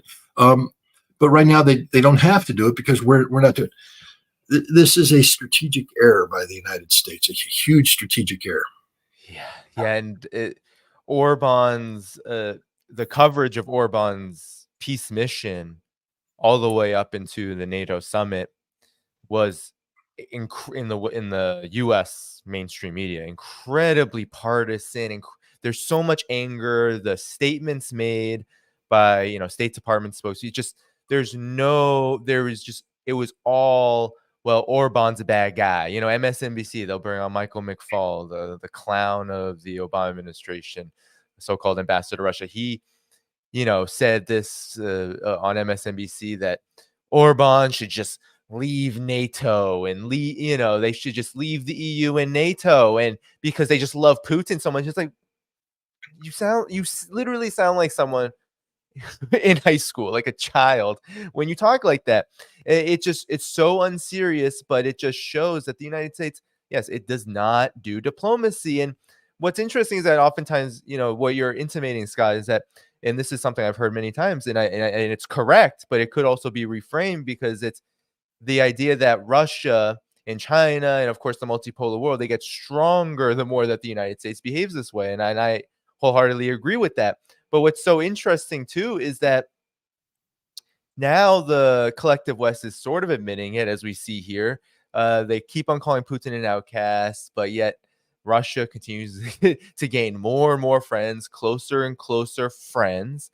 And this could be reframed as, well, the United States is not only pushing them together, but they're also creating the conditions for whatever natural alliances, whatever, you said it with India, with Russia and China. India and Russia also have kind of this natural relationship, given geography and history. There's all these natural alliances, and you could say that, well, the conditions are also created for the US and NATO to become completely irrelevant. And I agree, Scott, when you said that, I said that maybe we can't predict NATO's collapse. I mean, that was Stephen Walt's words. I personally believe NATO's collapse is already happening. And it's things like this. We see the engagement. Bloomberg is admitting it. It's not just Modi. It's at everything that you said. The Modi visit, the Xi meeting, the peace mission, they go on, Erdogan and Putin continuously talking about, I think it's actually going to go ahead, Syria talks around peace. And then, of course, the DPRK relationship, which was also incredibly important. So, Scott, I think that, the point here is that this is kind of a suicide mission the United States and NATO are on, or the United States and its appendage NATO are on right now. I agree. I mean, I am writing a book. I don't know when I'm going to finish it, but it's basically the working title is Ukraine and the Death of NATO. So it'll be a book about the Ukraine conflict, but more about how the Ukraine conflict was the final stake in the heart of the NATO vampire. I mean, because NATO lost all reason to exist after the end of the Cold War, and this thing that's been reformed and recreated it's a vampire. It sucks the life out of everything. There's nothing good about NATO. It brings nothing good to this world. It's destructive for Europe. It's destructive for the region. It's destructive for the world. But this conflict will be the kiss of death for NATO, because NATO's poured everything in. They've made it an existential conflict. It didn't need to be this way. I mean, NATO could have survived for another 25 years, but they've brought everything to a head here, and in doing so, they've exposed all of their frailties, all of their failings. Europe is not the homogeneous, unified entity that everybody wants it to be. Neither is NATO, and all those fractures will just blow apart when Russia wins in this conflict. Which is why you see NATO panicking, and which is why we're actually in a very dangerous situation, because the West doesn't have any options for victory. They don't have anything. France can't send 60,000 troops. Poland isn't going to put, air defense umbrella over Western or Ukraine. The United States set them straight today and said, no, that ain't going to happen. And Poland went, well, I guess it's not going to happen. Nobody can do anything except lower the threshold for the use of nuclear weapons. And we are in a situation now, Russia is similarly lowering the threshold. The United States made a declaration today, I believe, that they will deploy intermediate range nuclear missiles in Europe starting next year. Russia recently said they're going to begin building the intermediate range nuclear missiles and deploying them in Europe. We're literally back to 1982, back to the height of the arms race in the 1980s that had both sides on the precipice of nuclear Armageddon, which is why we signed the Intermediate Nuclear Forces Treaty, the treaty that I was a weapons inspector implementing in the Soviet Union to get rid of these weapons. We're back to square one. Very dangerous times. But the difference is in 1982, I know because I was alive back then, I'm giving away my age, but we knew we were screwed. We knew it was dangerous. We knew how bad this was, which is why we were able to get this treaty off and running. And we wanted to make this treaty work because we understood the necessity of what we were doing. Today, the world just doesn't seem to be scared by this. There's a handful of people that are going, oh, yeah, I don't like this. But the vast majority of the world is going, Russia's bluffing. It's all a bluff. There's even some people out there, there's no such thing as nuclear weapons. No, it's all a big scam, big conspiracy theory. There's no nuclear weapons. Ladies and gentlemen, there's a lot of nuclear weapons, and they will destroy the universe, or destroy the earth if they're used. They're real. They're very dangerous, and Russia's not bluffing. So you want to keep pushing it. Inside Russian academic circles and military circles, the people that advise Vladimir Putin and his inner circle, there's a growing tendency to support a policy of nuclear preemption. You see, NATO and the United States has said that their strategic goal is the strategic defeat of Russia, the strategic defeat of Russia. What that means, I mean, we had that Prime Minister of Estonia, I think, articulated. Yeah. It means we break Russia up into little pieces, and it's no longer a big country; it's little countries. Unironically, as Estonia is literally a broken piece. Yeah, it's literally it only exists as a broken piece. Yeah, so this is what we're talking about. This is literally the strategy of Europe, of NATO, and the United States is to break Russia up, and the Russians are looking at that, going, "All right, how are you going to do that?" And now they're talking about, we're going to build a 500,000 man rapid response force. We're going to be ready to do this, that, and the other thing. But what the threat is that they're going to deploy missiles into Europe that have the ability, if launched, to, hit targets in Russia in rapid order. We're back to, again, 1982. And the Russians are like, wait a minute. See, because the difference in 1982 is we had Pershing 2 missiles that could hit Moscow within 7 to 12 minutes of being fired. Very dangerous. But we didn't have an underlying policy seeking the strategic defeat of the Soviet Union. We actually had learned to peacefully coexist with the Soviet Union. That's the difference. Here we have a posture that says we want to strategically defeat Russia, and now we're deploying missiles into Europe. And it's not just the Mark 70 containerized missile launch system that we'll be deploying in 2026. We have the Aegis Ashore, the Mark 41 system already in Romania, and we're going to be turning over to NATO, the one in Poland. And these are containerized systems that can shoot cruise missiles and the SM-6 Dhaiphong surface-to-surface missile. So we already are putting in offensive strike systems. So Russia's going to do the same. But now Russia's looking at saying, well, we know what your intent is. So as soon as you get the capacity and you look like you're getting ready to pull the trigger on a preemptive strike against us, we're going to preemptively strike you. And one of the scenarios that's been put out there in leading Russian foreign affairs journals is to take out a Polish city. In the article, I think they postulated Poznan as the thing. They said, blow up Poznan, eliminate it from the face of the earth. And then turn to NATO and say, we'll do that to all of you if you continue this. And then you're telling the United States, oh yeah, don't even think about it because we'll take Boston out if you come after us. And then the question is an American president, and this was the question put out in the article, is an American president willing to sacrifice Boston for Poznan? And that's a legitimate question. Are the American people ready to sacrifice their entire existence for a Poland that's behaving irresponsible, that's tied to a strategy of strategically defeating Russia, whatever that means? This is the world we live in right now. And we are getting to the point right now, if the United States deploys those systems in 2026, where the Russians, if they lower the threshold of nuclear war, may preemptively strike with nuclear weapons.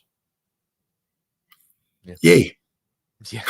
Does it And make you happy? uh, and, what's interesting is, yeah, there, and also Russian academics, think tanks, military strategists have been talking about exactly what you're saying is, not only lowering the threshold for, but also the testing of them, and then potential, showing, there's all this kind of almost like an escalatory ladder that Yep. No, they're Russia is talking about very publicly, yeah, very doing, doing, publicly. doing an atmospheric test, which means Yeah. blowing one up above ground. Because again, there's a lot of people who are like, the Russians are bluffing. They don't really have nuke. They forgot about it. And the Russians are like, all right, boom, there it is, right there. Oops, there it is. And we got them all aimed at you, and we're going to do it tomorrow. So no, it's a very dangerous situation. There's a reason why we have treaties that banned atmospheric testing, because it prevents escalation. It's not supposed to be easy to make nuclear weapons. You're actually supposed to make it harder to maintain them so that there's an impetus to get rid of them. We're heading in the wrong direction, Danny. We're heading in the wrong direction. Indeed. Well, let's get to Gaza, Israel, Hezbollah, and then perhaps if you have time, Scott, just because I got some very, I think, good criticism from the audience about all the super chats coming in. We could do a very quick lightning round going through them. There might be questions. I know that you on Ask the Inspector, you do the very almost like 3-minute light. I would say if there are questions you want to answer them, Scott, we can leave those at the end, and you can go a minute or less on those. But I wanted to just get into the situation in Gaza and, of course, the broader region, because, on the one hand, you have all these reports coming out. You have the Haaretz report talking about how the Hannibal Directive was indeed used on October 7th, Aaron Mate, the gray zone.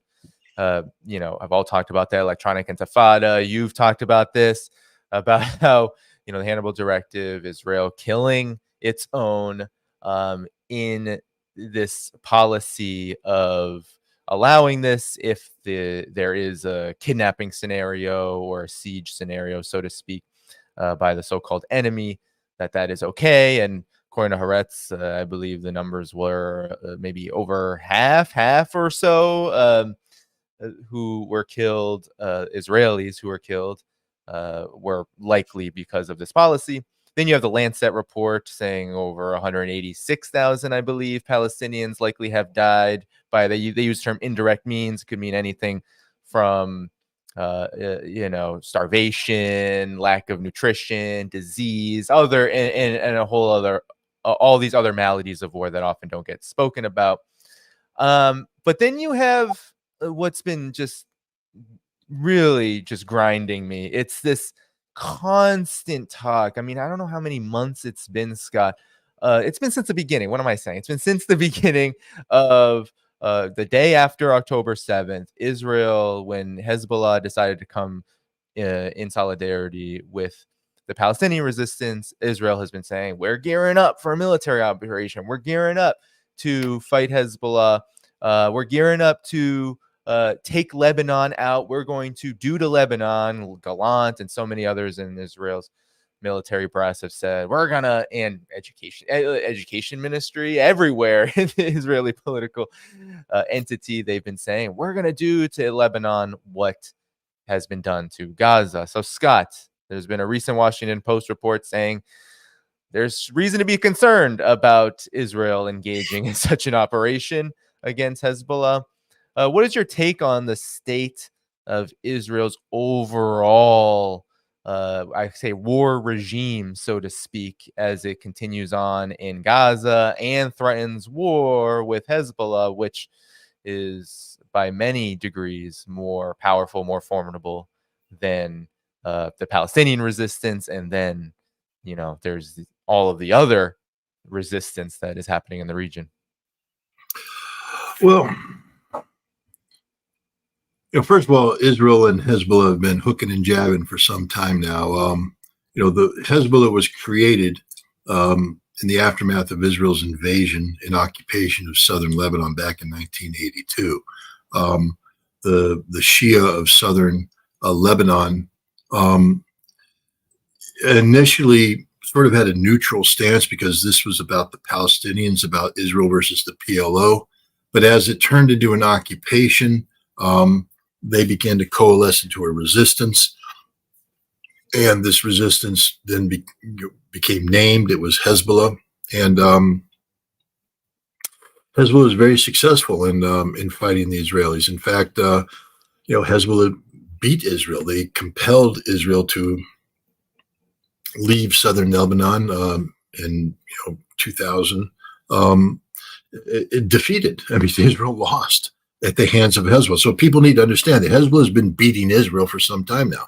The next time Hezbollah beat Israel is in 2006 when Israel launched an attack on Hezbollah. Hezbollah was able to fire rockets into northern Israel from the beginning of the conflict to the end. Israel was never able to evict them from their strongholds in southern Lebanon. They couldn't push them back to the Litani River.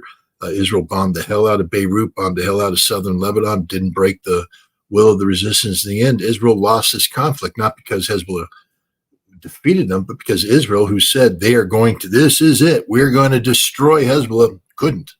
And Hezbollah emerged victorious, sullied the Israeli reputation.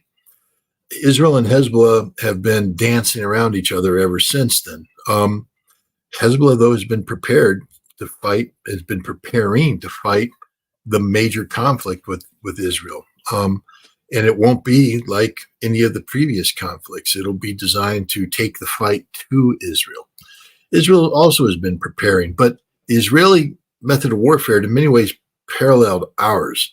To fight Hezbollah is going to require high intensity conflict.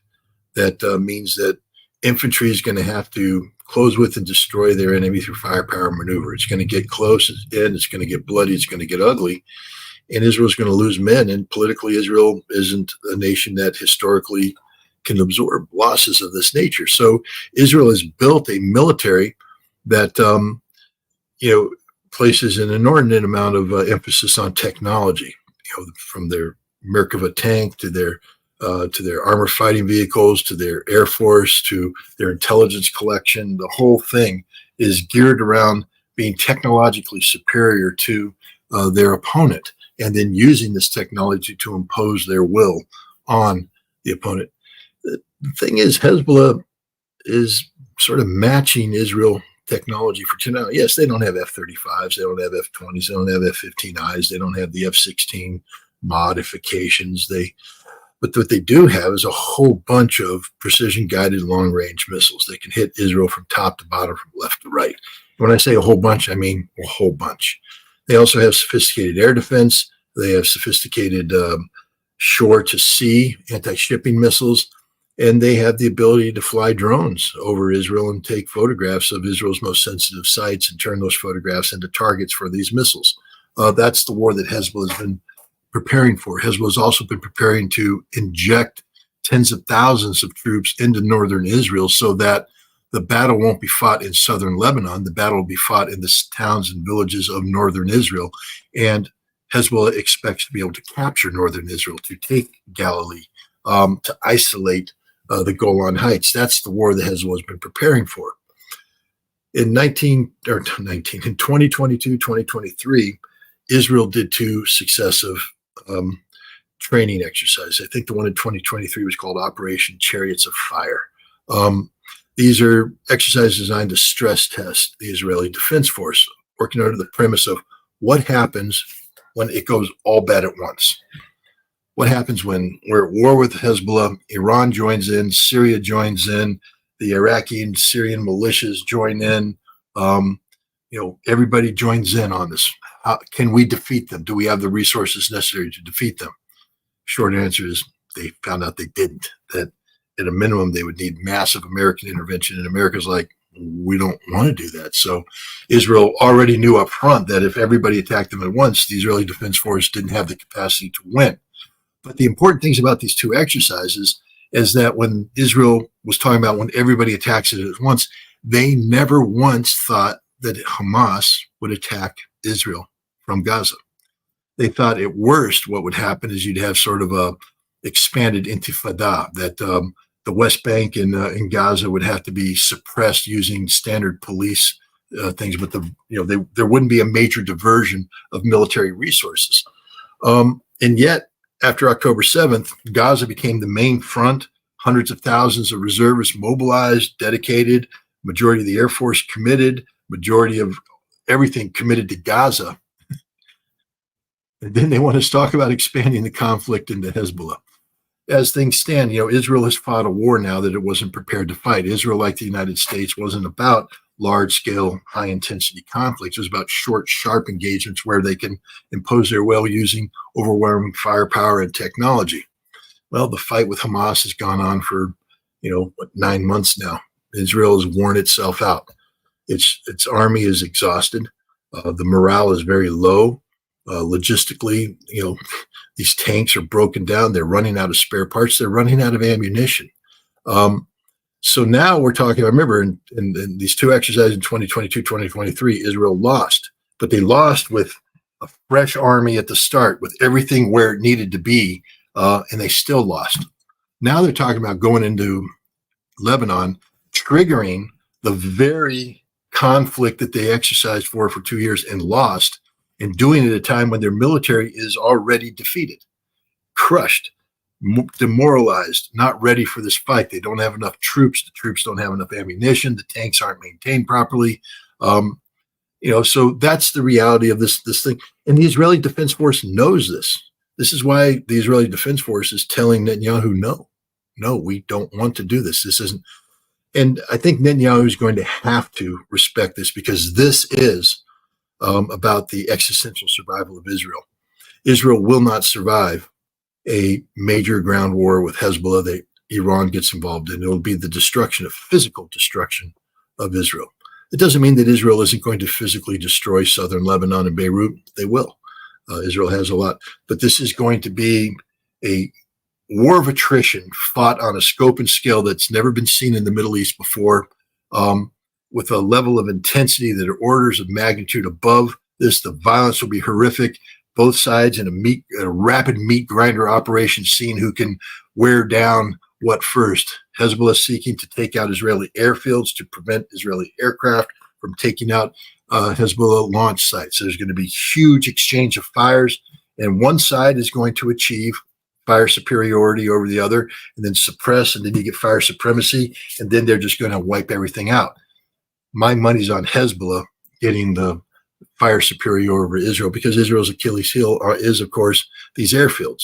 When you take these airfields out, Israel's got no place to go. This is why Israel is talking about maybe shifting over to Cyprus, Cyprus, and using Cypriot airfields. But Hezbollah said, we'll take those out too. And now the Cypriots are like, oh, no, Israel, we're not going to let them do anything. Don't worry about it. No. But now we have talk maybe of Israel using tactical nuclear weapons against Hezbollah to, rapidly degrade their ballistic missile capability. This is serious warfare. But I don't think Netanyahu is going to do it. This is why this trip that he's going to make to Washington, D.C. later this month is so important, because Netanyahu's continued political survival, and that's all we're talking about here. This is all about Benjamin Netanyahu's political survival, continued political survival. It's contingent upon him convincing the Israeli people that he is a wartime leader. That's why he needed to expand into Lebanon, because he just lost the war in Hamas against Hamas. The Israeli Defense Force said so. You remember the spokesperson coming out a couple of weeks ago saying, Hamas is an ideology, and you can't defeat an ideology. We can't defeat Hamas. And Netanyahu came out, no, we're about the destruction of Hamas. And he turned to the chief of staff, correct this. And the chief of staff went, no, we agree with our spokesperson. The Israeli Defense Force just told the prime minister that they're losing the fight against Hamas, that they can't win this fight. That's a big split. So now Netanyahu was looking to Hezbollah as a way of extending his relevance as a viability as a wartime leader. But now he's being told by everybody, including the United States, don't do it. So how does he stay alive? He goes to Washington, D.C.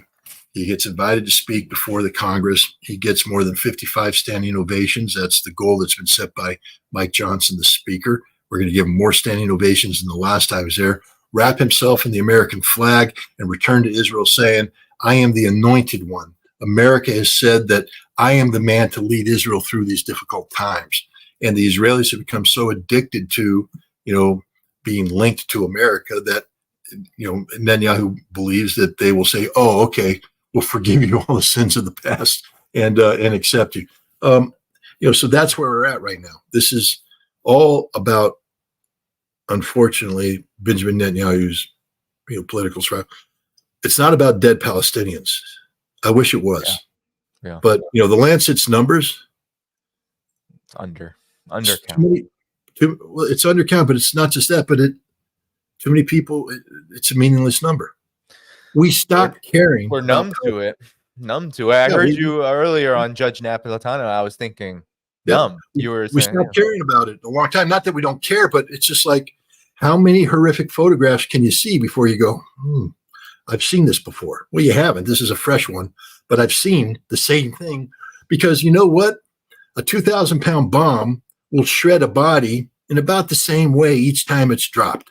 And so there's only so many times you can lift the, half the torso of a 10-year-old child, or have a girl holding her jaw in places.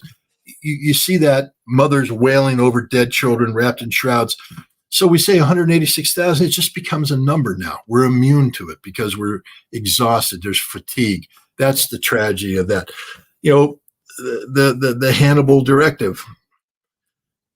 Yeah, I mean, I reported this literally within days of the of this Hamas attack. I wrote a major article that said Israel killed these people. This wasn't Hamas. Everybody called me, anti-Semitic and whatever else you wanted to say, but it was fact-based. Now the facts are out. But are we shocked? I mean, because now this Israeli Defense Force, this directive should shock everybody. But Israel's been committing genocide since then. Yeah. I mean, and so once again, we are so immune to the deaths created by Israel, both Jewish deaths and Palestinian deaths, that nothing shocks us anymore. Nothing moves us. Nothing. Palestine's just become statistics, heartless, meaningless statistics. I wish there was a way that we could breathe life into them. I mean, I have to tell you, I used to tell the story of that 6-year-old girl. I'm getting Joe Biden in my old age, but you know who I'm talking about. Come on, somebody in the audience, help me out here, man. Yeah, help us both out. Begins with an H. Her name begins with an H. Oh man. Hind Rajab. Yeah, Rajab. Hind Rajab. I used to tell that story and almost cry because I really was crying. I mean, it just, you think about it, breaks your heart. A 6-year-old girl in a car begging for help, being machine gunned by tanks as the fear that was going through her at that time. I mean, my God, you get emotional just thinking about it. But how many times now? How many Hinds have there been? How many times do because it's happening every single day. They bombed another camp today. There's more blown up bodies today. And you just get to the point where you're just saturated with it just there. And this is the greatest tragedy of all, because each one of those lives means something. Each one of those lives should have value.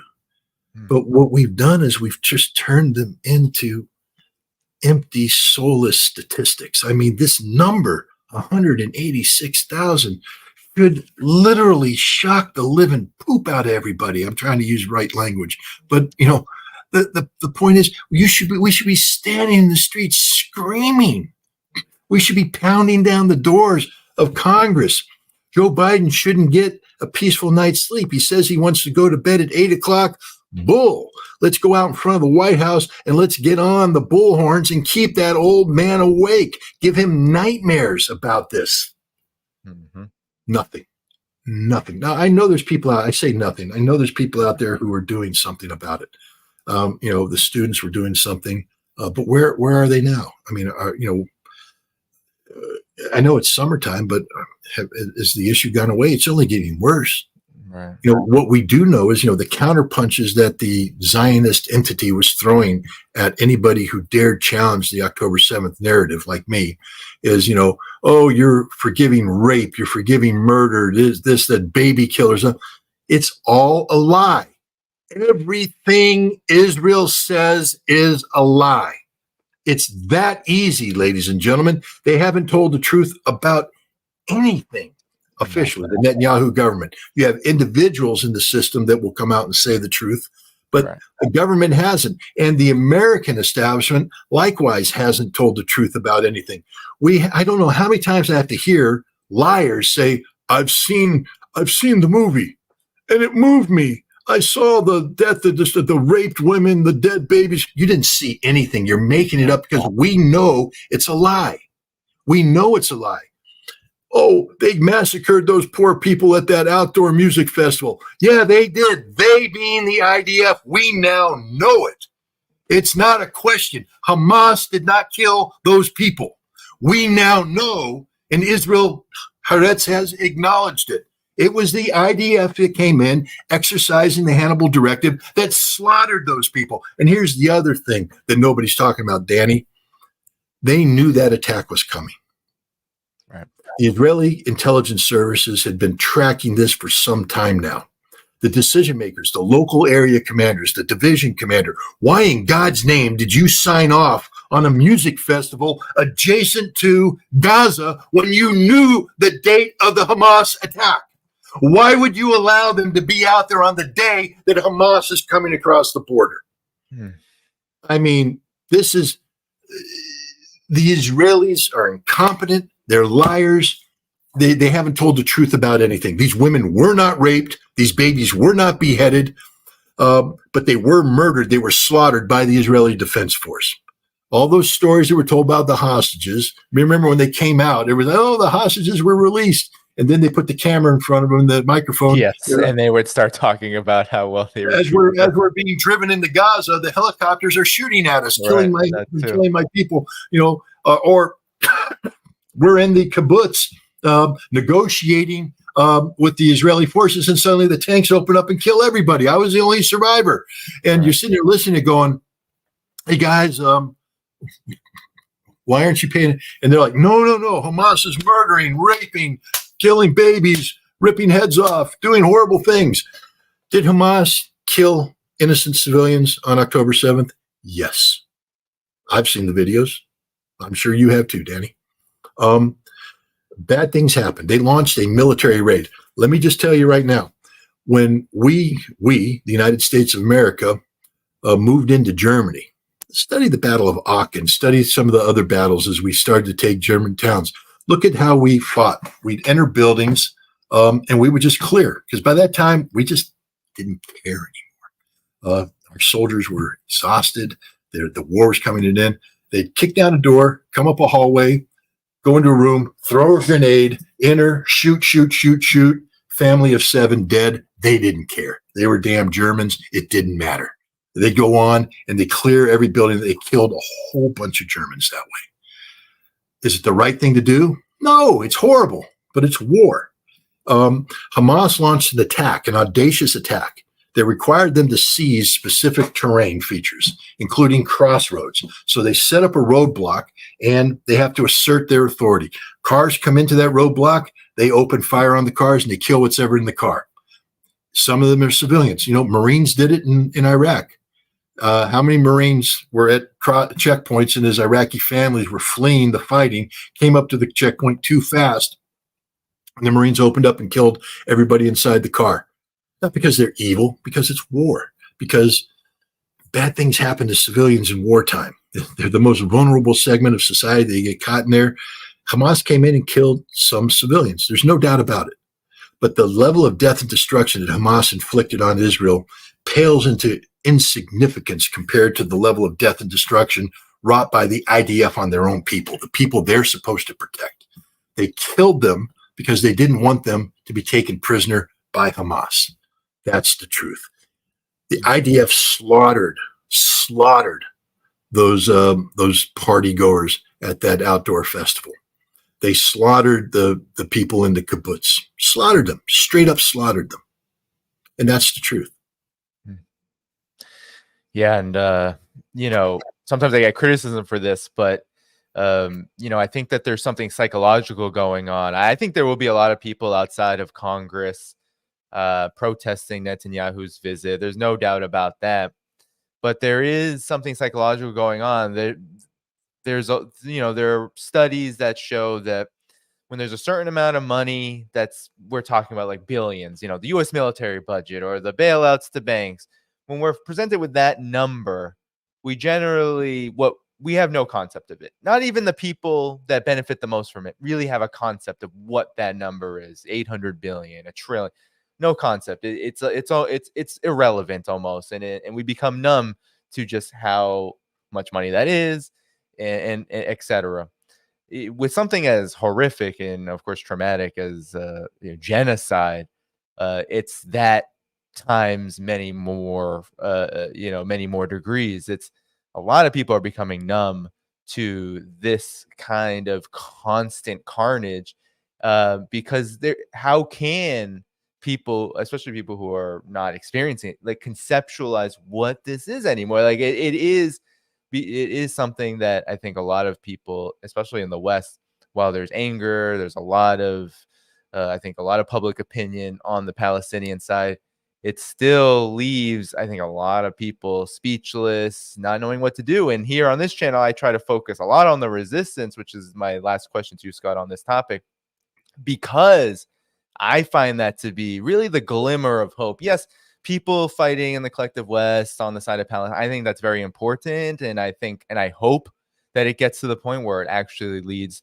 to real pressure on the government. But I see what's happening in the region, that resistance, that's happening a lot faster. It's accelerating really fast. And, Israel is the entity literally sitting there, with its belligerence, its genocidal belligerence, sparking things off, which is why I wanted to ask you, Scott. Iran's foreign ministry spokesperson, Nasser Kanani, said, and you've mentioned this on other programs, that Iran will come to the aid, will come in solidarity with Hezbollah. And we're not even talking about what Yemen and what the resistance in Iraq and Syria, not to mention how any kind of regional war would, as you said, factor in the fact that they're still fighting, Israel's central Gaza, southern, it doesn't matter where in Gaza, they're fighting all over the place. So maybe your last thoughts on that side of it, how not many people are talking about, and not even this article in the Washington Post saying, well, Hezbollah has all these weapons, everything you said, all the missiles, Israel better watch out. They didn't even mention Iran, Yemen, the resistance elsewhere. Yeah. First of all, the axis of resistance that Iran has put together is,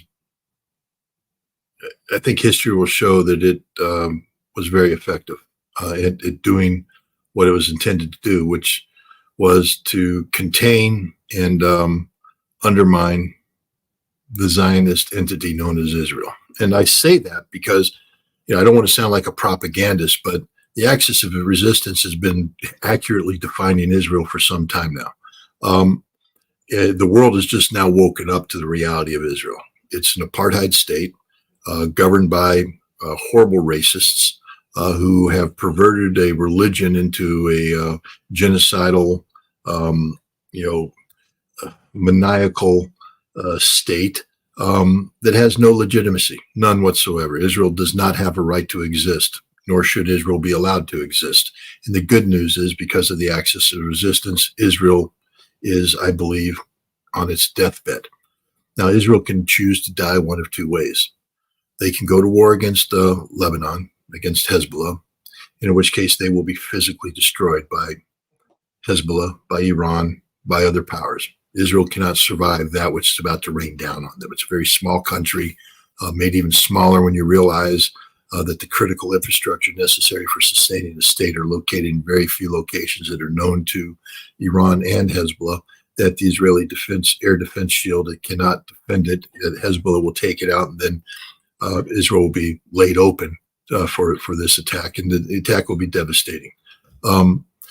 So it can choose that to be physically destroyed, or it can accept the fact that of its inevitable decline.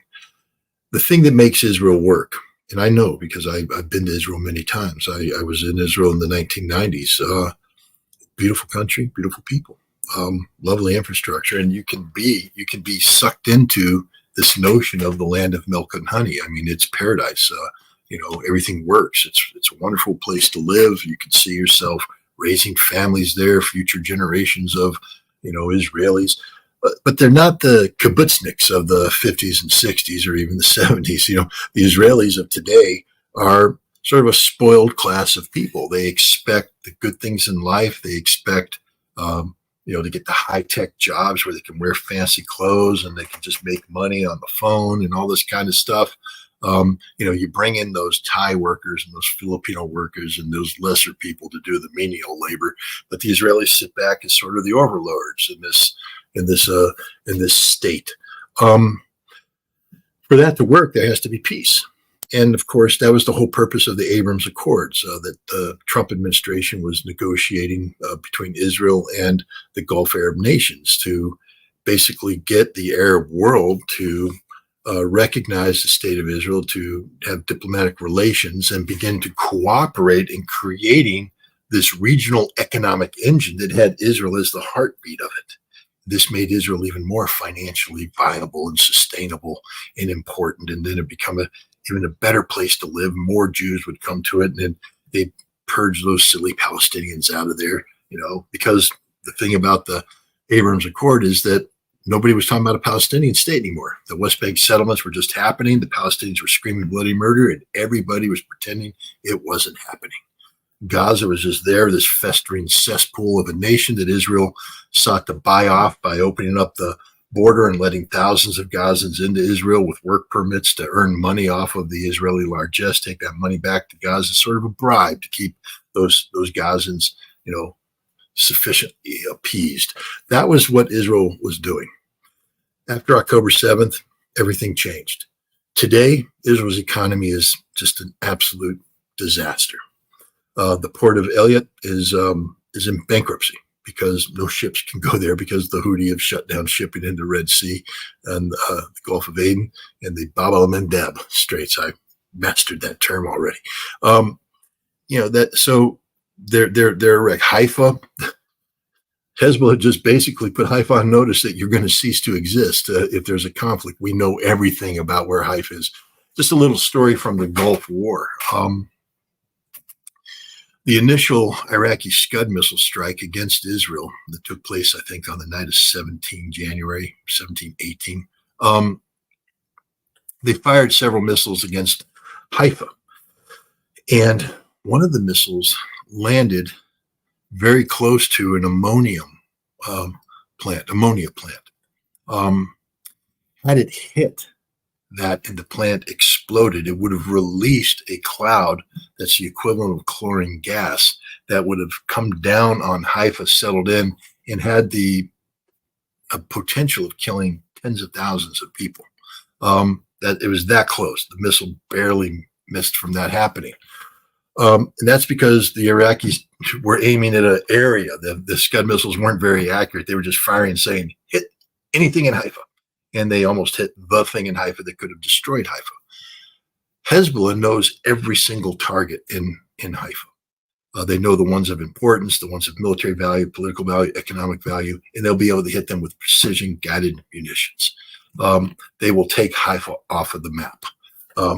That's just the reality of the war. Tens of thousands of Israelis have been displaced from the north and from Gaza. The north is no longer functioning economically. These people are refugees in their own country. 500,000 Israelis have fled Israel. And this is the key part. 500,000 have fled. The key to Israel is to attract Jewish people to come and settle. 500,000 have fled. And Israel will never again live in peace. Never again live in peace. They will always live under the threat of impending violence. And it's going to get worse. Before October 7th, Israel was on a verge of civil war, not civil conflict, not civil unrest, civil war. The Israeli president said so. He said because of Netanyahu's move against the courts, Israel was a fundamentally fractured society on the cusp of civil war. So there's already this tension that exists in Israel.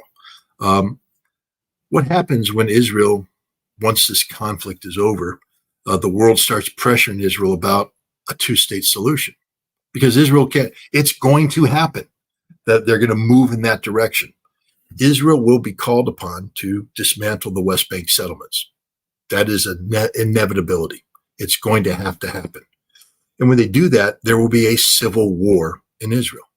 There will be a civil war in Israel because those West Bank settlers are fanatics. They're violent. They're sick. And they will resist, and it will be ugly. All those Israelis that are in Israel going, I'm here for the milk and honey, not for the death and destruction. They're going to be sitting there looking at that second passport they have because they all got that other passport. And then they're going to go, it's not so convenient being Israeli today. We're leaving. And when those numbers grow to not just 500,000, but 1 million, 2 million, 3 million, 4 million Jews flee Israel, Israel loses its ability to exist. And now we're not talking about a two-state solution anymore. Because when the Jews flee the Jewish homeland, it's no longer the Jewish homeland. Zionism no longer exists, and we're talking about a one-state solution. And that's the future I predict. I predict a future where Israel self-destructs, where Israel self-cancels itself. And what emerges is a Palestinian state where Muslims, Jews, and Christians can live together in peace. But it will be a primarily Muslim state. That's just the reality. But I don't see Israel surviving this conflict. That the idea that Israel is going to survive another 25 years, it doesn't work. If Israel goes to war with Hezbollah, Israel won't survive a year. Yeah. But right now, we're talking about the slow deconstruction of Israel because it has no legitimacy. And to correct the many wrongs that have been manifested in Israel, such as reversing the apartheid state, getting rid of these illegal West Bank settlements, all it will do is make Israel a place where Jews can't live or don't want to live. It'll be more attractive to live elsewhere. And when you start getting the reverse population reduction, that's the end of Israel. And that's how I see this happening, playing out. And it's all because of the axis of resistance. Yeah.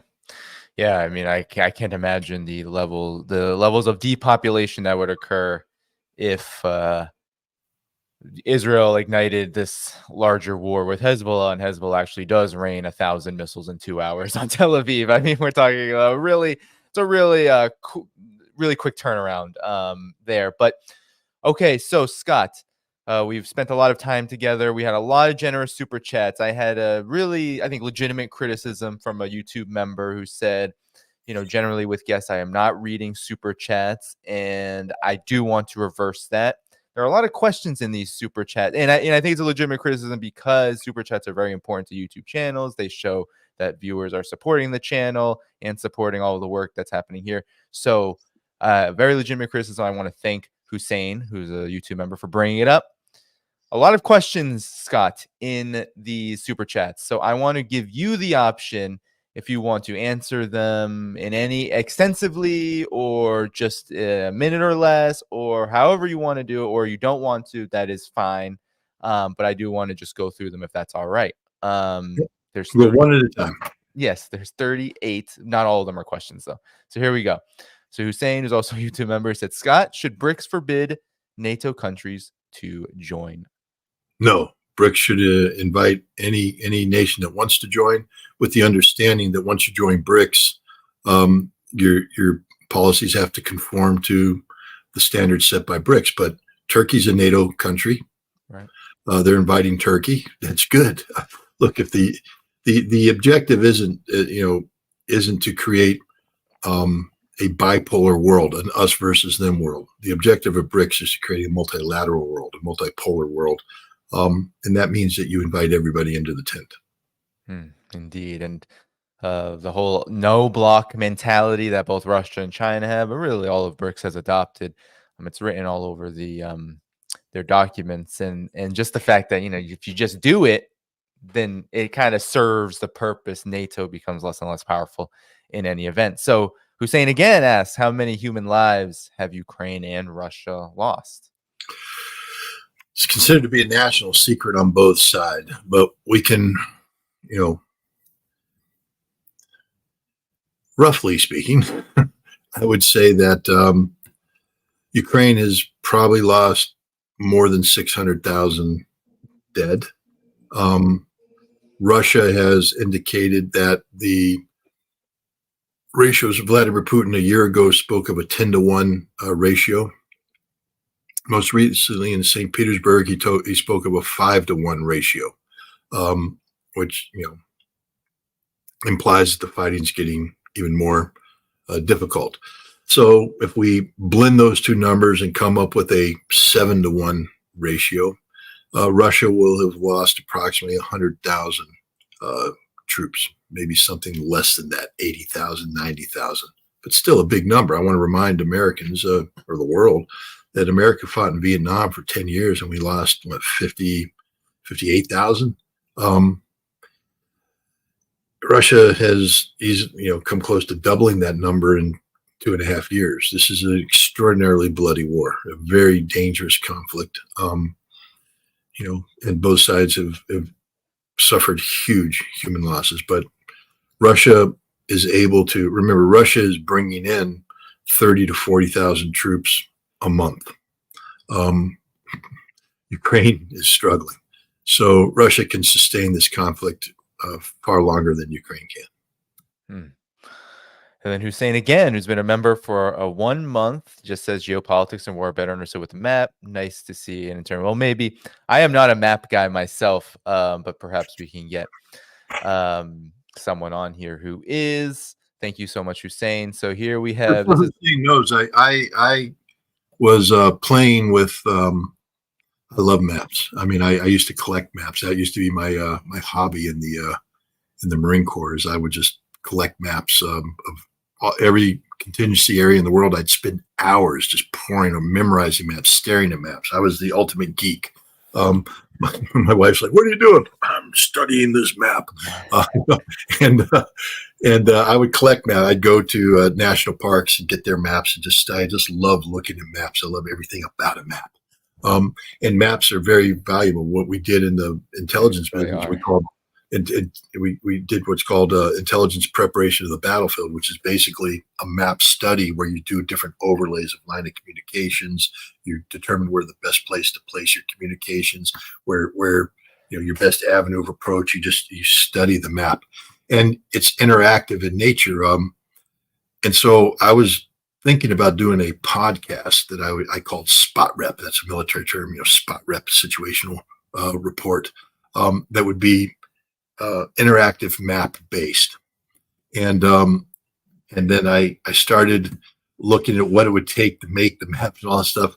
And I'm just, guys, it's a whole bunch of work. You literally need a staff of people. If somebody wanted to front me $3 million where I could get the staff, the computers and everything to rapidly put together these maps so that, on a daily basis, a podcast like this that's happening, have a graphics shop so when we say, okay, in Ukraine now, because I had a team now, I gave them instructions. They spent the whole night populating the map with the different interactive stuff, sort of like what John King does on CNN on election night, where he could point it, pull it up, and next thing you know, he's got every household and how they voted for the last 50 years. You're like, how the hell did he do that? Well, he spent the entire year building that map. That map didn't just happen overnight. So the interactive map thing is wonderful. It's very good, but it's very hard to do. It's very expensive and it's very labor intensive. So I don't know, Danny, what the size of your staff is. The size of my staff is one. Me. Yeah. And so it's very difficult, but it's not for a lack of thinking about it. It's just, it's not practical at the moment. No, I would love it. I mean, I think Scott from Calibrated, he I need to get him on probably about this, because I think he created a map, so everyone should follow him because he created a map around the Ukraine conflict, his own map. And I'm sure that took just incredible amount of work with whatever technical capacity he had. So indeed, and I come from the terrible generation too. I have no excuse though, because I think Scott is probably the other Scott is probably my age or younger, but I find myself just very alienated from the map sort of scene, given my dependency on technology these days. So here we go. So we have, oh, here we go. So Hussein has an okay, if you like the channel, become a member. Yes, please do become a member here. Hussein also gifted a membership. Thank you so much. He also asked a question. I won't pull it up because sometimes if you pull up October 7th, you can literally get the video suppressed. So I will say that the words October 7th. So I'll read his question. Any info on how many Israelis died on October 7th? Is it okay to punish them nonstop for that? Can we all call Israel anti-Semitic for that? So not sure exactly what he means by this, but any comments on that, Scott?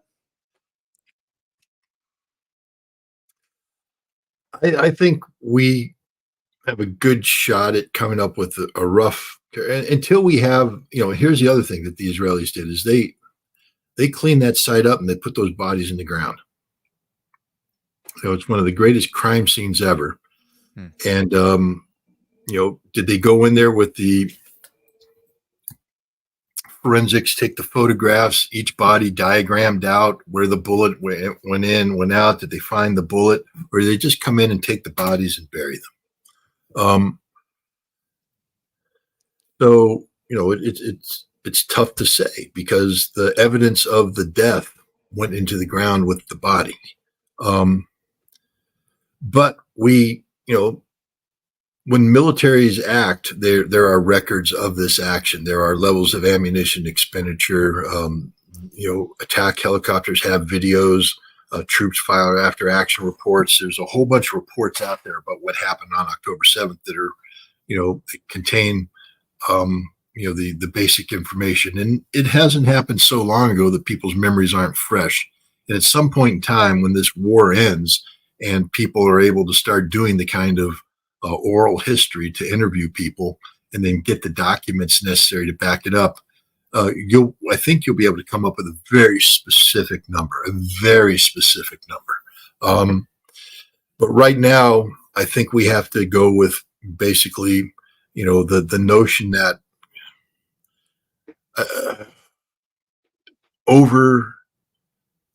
first of all, a great deal of the people who were killed on October 7th were military, killed by Hamas in a firefight. A big number of that. What's left, so maybe up to a third. So now we have 2/3 of the numbers are civilians, but of that 2/3 number, probably 70% were killed by the Israelis. That leaves 30% that were killed by Hamas. It's still a big number. It's hundreds of people, but it's, the idea that, they're saying Hamas murdered, X number of Israelis is absurd. Hamas killed a large number of soldiers in a fight. And then the Israeli Defense Force killed a huge number of Israeli civilians in the implementation of the Hannibal Directive. And a number of civilians were killed by Hamas directly or were caught up in crossfires and things of that nature. Yes, indeed. Okay, let's keep it rolling then. Hussein again said Germany can take Israelis in and get 3.8 billion from the United States. Could we make a fund me campaign, says Hussein, and buy politicians the same way AIPAC does? This was a really generous one. In the messages to you, Scott, I just want to say thank you for everything, especially you, Scott. You bring not only America, but for the world in a time where people want lies to become the truth become lies. Thank you for bringing the truth back, Scott. So very generous. Thank you for supporting the channel. We have Garfield Thompson saying, will Russia utilize a natural phenomenon like Yellowstone to attack the USA if this goes nuclear? The reason I ask is that Yellowstone is presently a possible eruption state already. Well, that's an interesting. If they do that, though, remember they would trigger it through using a nuclear weapon, which makes it irrelevant because we won't find out what happened to Yellowstone because we'll be dead from a nuclear war. Indeed. Andrew, thanks, Danny and Skyrider. Thank you, Andrew. Generous. Sparky, who is a regular here with the slogans. Thanks so much. You can rush again. Thanks so much for this blank super chat, GDNPB. Sparky again. Don't even leave a patch called Ukrainian listener remain Nato playground carbaggers. So thank you, Sparky. Thank you, Sparky again. Build a better world with bricks. Then we have Hussein again. Could Lula declare a boycott to Israel as it was done to South Africa to end apartheid at the UN General Assembly and lead many countries to follow? Interesting choice.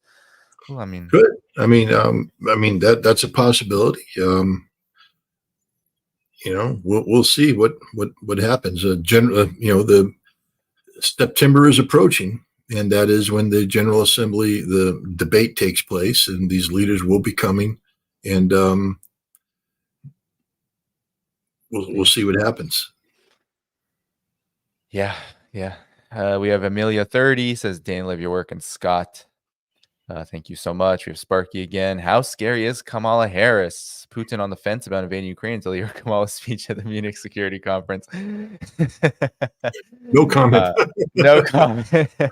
All right. The laugh of Kamala Harris is just shocking. I mean, it's a shockingly awkward, it's just so, I mean, dare I say it's demonic when she's just laughing at just random moments. I have to be careful because, people could start picking on my laugh or my smile. True. I try not to pick on people's things because, excuse me, my eyes just decided to quit. Okay. True. All right. I'm almost getting lost here. Okay. So we have AK Lee. Thank you from Hong Kong. Thank you. AK. We have a member, Adelison. Thank you so much. We have Phil Girardi said he thought Israel allowed 10-7 5 seconds after it happened. Agree.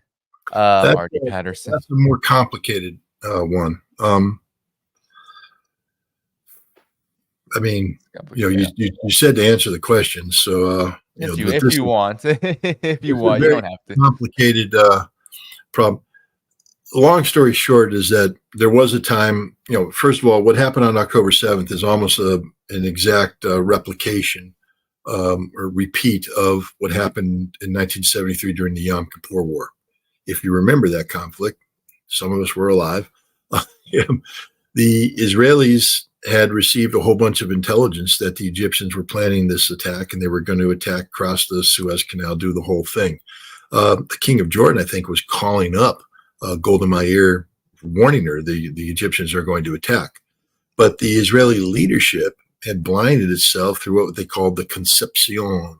They had a conception of what reality was, and the feeling was that Egypt would never launch an attack like that because there was no way Egypt could win that war, that it was setting Egypt up for failure. Therefore, the intelligence was misleading. So they disregarded the intelligence. After 73, the Israelis realized that was one of their fundamental mistakes. They created something called the Doubting Thomas. It was a position within the Israeli intelligence service that took all of the intelligence assessments, and before they made it to leadership, the Doubting Thomas's job was to review it. And he was imbued with a lot of power. If he took his pen and hit a piece of paper, you had to respond before that could be moved up the chain of command. And he said, how do you know this? Why are you saying this? What is your source for this? And he fed it back. And so what that meant is that when intelligence flowed to leadership, it was very constrained because it had to be fact-based. You weren't allowed to get, spin it and this, that, and the other. Very accurate intelligence. This is why the Israelis got a very good reputation for being such a good intelligence service, because the information that made it to the decision makers was very refined, very focused, and very fact-based. I worked with the Doubting Thomas when I was in Israel from 94 to 98 on Iraqi WMD. And I remember when I started, the Israeli position was that Saddam Hussein was an existential threat to Israel, irresponsible, irrational leader that had to be removed, and Iraq was the number one threat to Israel. When I finished in 1998, because of basically 4 years of incessant work, the Israelis had decided that Saddam Hussein was a rational actor. I don't know how many hours I spent talking to Israeli psychologists and intelligence officers about Saddam's government, about the regime of Saddam Hussein. He was a rational actor, and Iraq went from being the number one threat to the number 6 or number 8 threat. It fell. Why? Because Israel had learned the truth. Facts were inserted into Israeli assessments, and the assessments were reflective of reality. But then the United States, after 1998, we passed the Iraq Liberation Act. We were talking about getting rid of Saddam Hussein, and politically speaking, Netanyahu was the prime minister. The Israelis started saying, well, we need to focus on getting rid of Saddam. But the intelligence community was saying, but he's not a threat. We did that. So what did they do? They got rid of the doubting Thomas, eliminated the position, opened up the intelligence assessment so they could be freewheeling to give their political leadership great process. In 1998, the Israelis knew that Iraq's weapons of mass destruction programs had been eliminated. How did they know? I briefed them on it. They agreed. We worked intimately for 4 years doing operations designed to get to the bottom line. They knew what the truth was. After 9/11, Israel was saying that Iraq had been rearmed and represented one of the greatest threats, that their nuclear weapon. They knew all that was a lie. All that was a lie. It was all made up by a politicized intelligence service. Why? Because the leadership had a conception of what they wanted the Middle East to be, so they shaped the intelligence to meet that conception. Israel had a conception prior to October 7th of what they wanted Hamas to be. They, of course, played a heavy hand in creating Hamas, and they thought they could control Hamas by opening up the gates and allowing thousands of Palestinians to come into Israel with work permits, make money, and go back. So as the intelligence units were collecting the information, I mean, this was very specific stuff. Hey, they've got a mock-up of this kibbutz that they're practicing an attack on. We think they're going to attack this kibbutz. Hey, we see them doing the reconnaissance of the fence line. Hey, we see them doing this, we're doing that. Hey, we're intercepting this signal. Hey, we have human agents that are telling us that, and they're writing the reports up and sending them in. Normally, the doubting Thomas would sit there and look at the reports and ensure that this accurate information was portrayed. But instead, when they got rid of the doubting Thomas, they replaced him with a computer.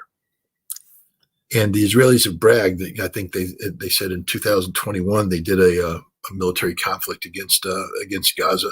They said it was the first artificial intelligence conflict. The artificial intelligence basically took all this input and then had the concepcion that was programmed into it. It would spit out saying it's highly unlikely Hamas will be doing this because it would be counterproductive to what the economic benefit that they're gaining from this, that, and the other thing.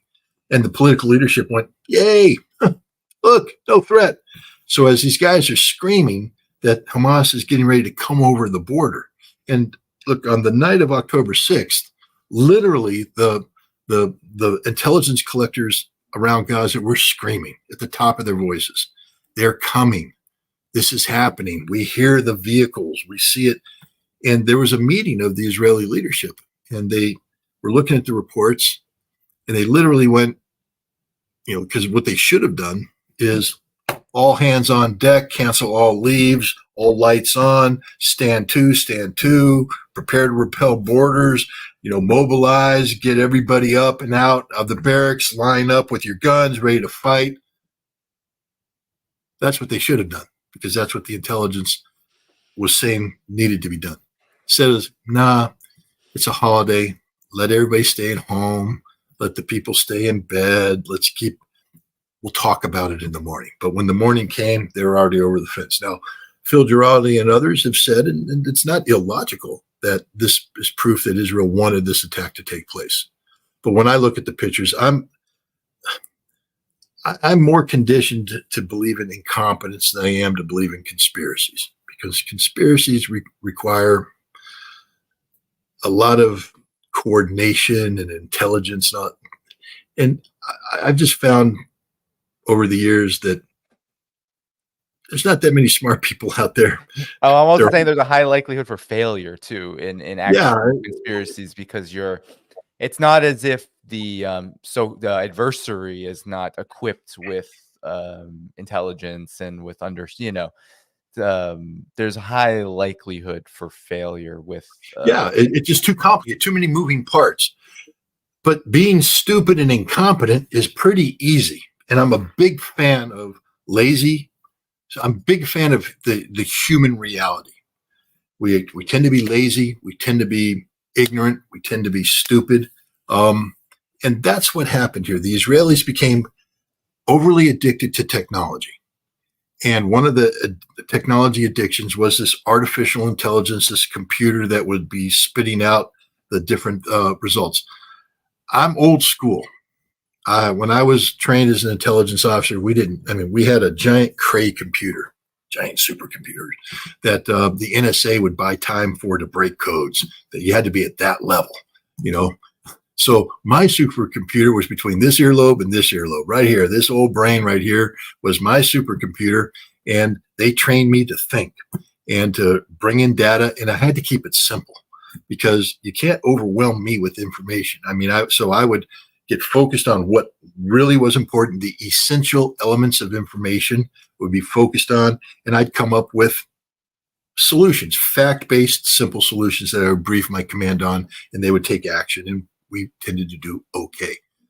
But in this day and age, they're collecting so much information that human beings get overwhelmed. There's only so much I can read. Back in the day, I'd read, but I would, I knew what I wanted. I knew what I was focused on. So I'd pull those reports and read them. But today, you're getting everything. And so you have to have, instead of one intelligence officer, you now have like dozens who are going through this data, but they're not assessing it. They're collating it. To do the assessment, they're plugging it into computers and letting AI take over.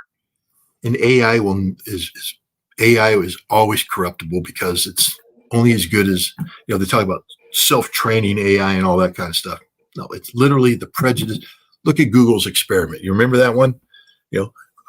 Google, show me a picture of a founding father.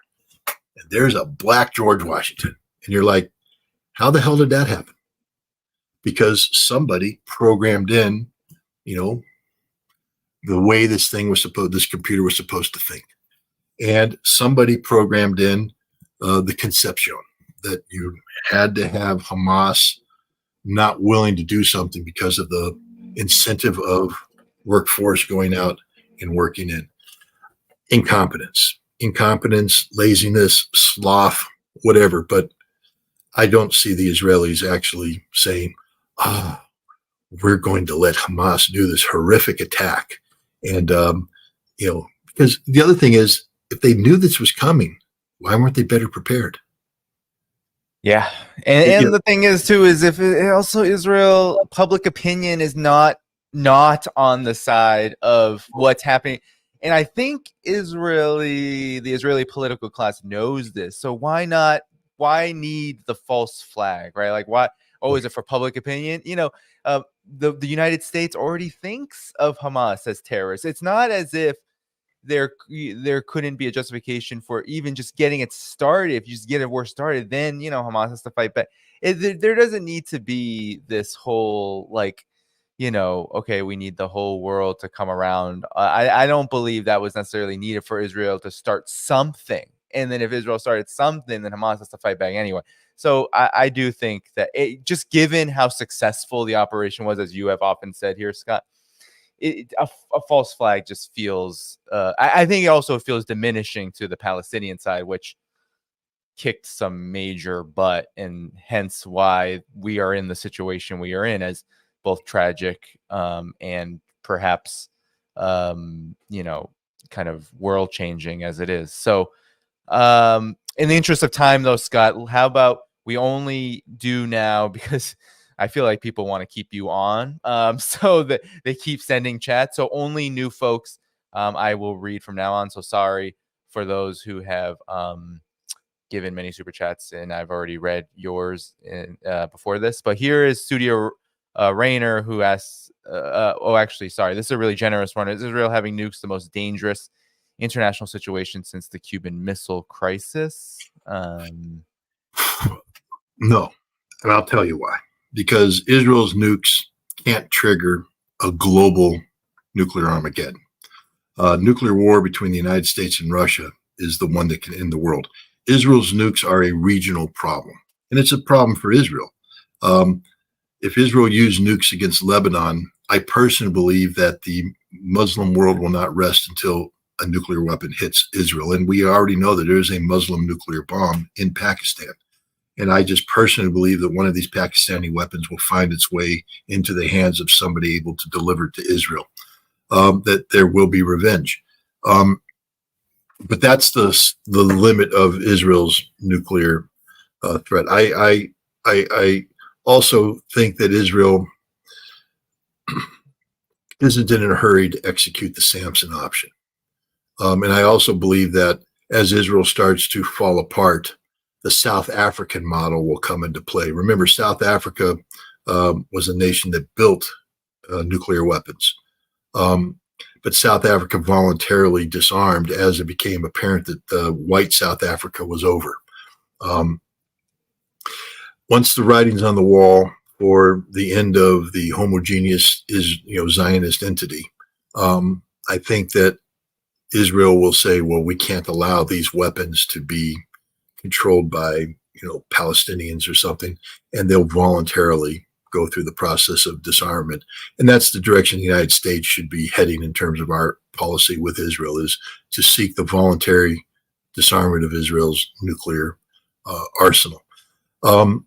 It's a threat. I'm not trying to minimize it. I'm scared to death of the potential of Israel using, for instance, tactical nuclear weapons, neutron bombs against Hezbollah. But the Cuban Missile Crisis was a war, the potential nuclear war between Russia and the United States. And the Israeli conflict doesn't rise to that level. All right. So here we go. Stuart Kaleo, a Beirut vet offshore. What do you know about the weapon used against the Marines in Beirut in 1983, conventional or fuel air explosive?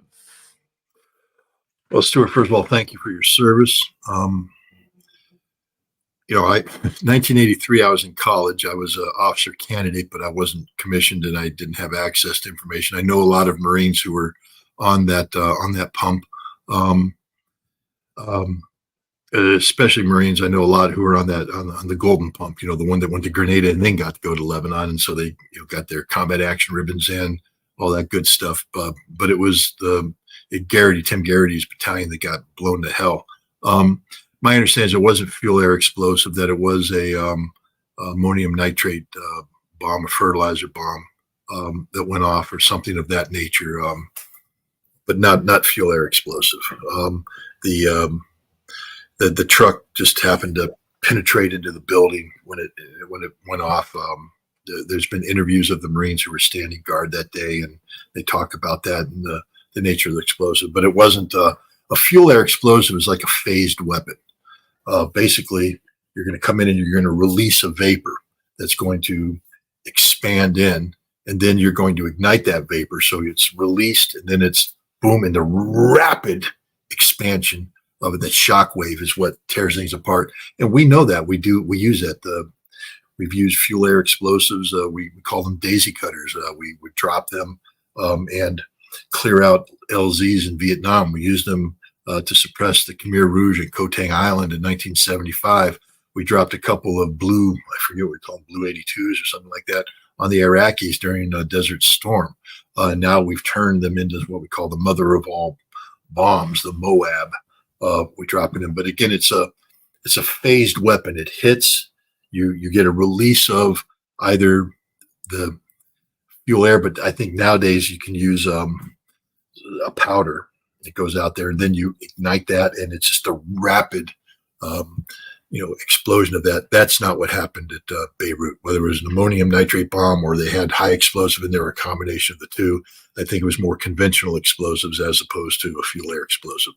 But I wasn't there, and I could be proven wrong. I'm trying to answer to the best of the knowledge that comes to my head right now. I'll go back and triple check these facts. Just the forensics have been done. I think they know damn well what the bomb was, and I'll try and answer. But again, Stuart, thank you for your service. Right. And Stuart, do come back on the next program and re-ask the question and we can clarify that. So here's Karma Fairy on behalf of Taiwan. Thank you, Scott, for speaking the truth. We all need to hear it. Thank you. I always like doing these shows because we got a lot of global It's amazing coming from all over. It is pretty amazing. All right, here we go. A lot of folks who I've already pulled them up. So I'm just scrolling down. We have just a super sticker from, I'm not even going to try to pronounce that. Yes, probably, yeah. So good on you, Scott. So here we go. We have well, I'll pull this up, but it's, to me, I don't necessarily agree with it. Not the hero. Iran's not a hero. Support a genocidal Assad. Wow, it gave me money for this too. U.S. gave Iraq, and how Iran engineers Shia takeover in key cities in Iraq and Syria. The last part is complicated, I'm sure, but I don't know if you have any. Well, it's I mean, look, we're talking about geopolitical competition. Right. And if you're on the opposite end of the geopolitical spectrum than Iran, then maybe you can have that. I will tell you, I mean, there are Sunnis in the Gulf states that support the Palestinian cause, but openly despise Hassan Nasrallah and Iran. Yeah, totally. With the hatred like you wouldn't believe. And so, and it's impossible to have I can't say serious discussion, but a real discussion. Yeah, like I guess a discussion. I'm getting lectured on. Look, I know. I mean, I've worked and lived in the Middle East a long time. I know the difference between Shia and Sunni. I've studied it. I'm not a scholar. I'm not an Islamic scholar. I don't pretend to be one, but I am, conversant in the history of the region and the history of the two, aspects of Islam, the Shia, the Sunni, and why they're at conflict. But the level of hate that exists, especially amongst some Sunni towards the Shia, that leads to just blind, irrational projection, makes it difficult to have, because I do believe there's room to have a legitimate discussion about, Sunni Shia splits and and how that has influenced conflicts today, and et cetera, et cetera, et cetera. But you can't have that kind of conversation because anytime you try to project something that is positive about the Shia contribution, you're shouted down as you're an infidel, you're the horrible Satanist, and I'm like, guys, I'm a bad Christian. I get it, but don't put me into the middle of this thing. It's also like I think there's so many legitimate conversations to have around that, and most of the time, the people who are bringing it up like this, they don't want to have a discussion about the other stuff too, like the politics. Things change over time. I mean, yeah, the Iran-Iraq war, super complex, had those dynamics, had bigger dynamics, had external interference, had so many components to it. And now we're not there anymore, though. The world is a much different place.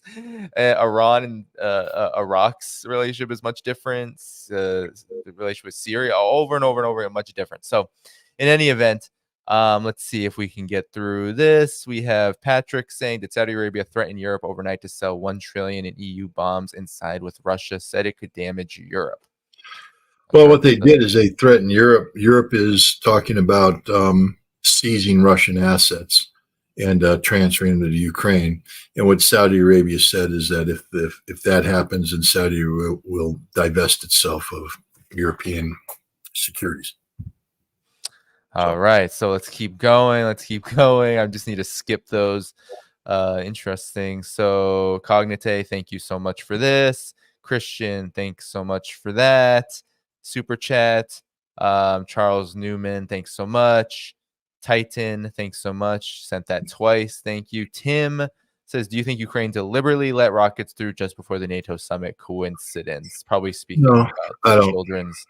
No, the children's hospital incident you spoke about earlier, Scott, it seems to me that it was perhaps I know Russia is saying that an air defense that it gone awry. Very possible. It's happened many times in this conflict.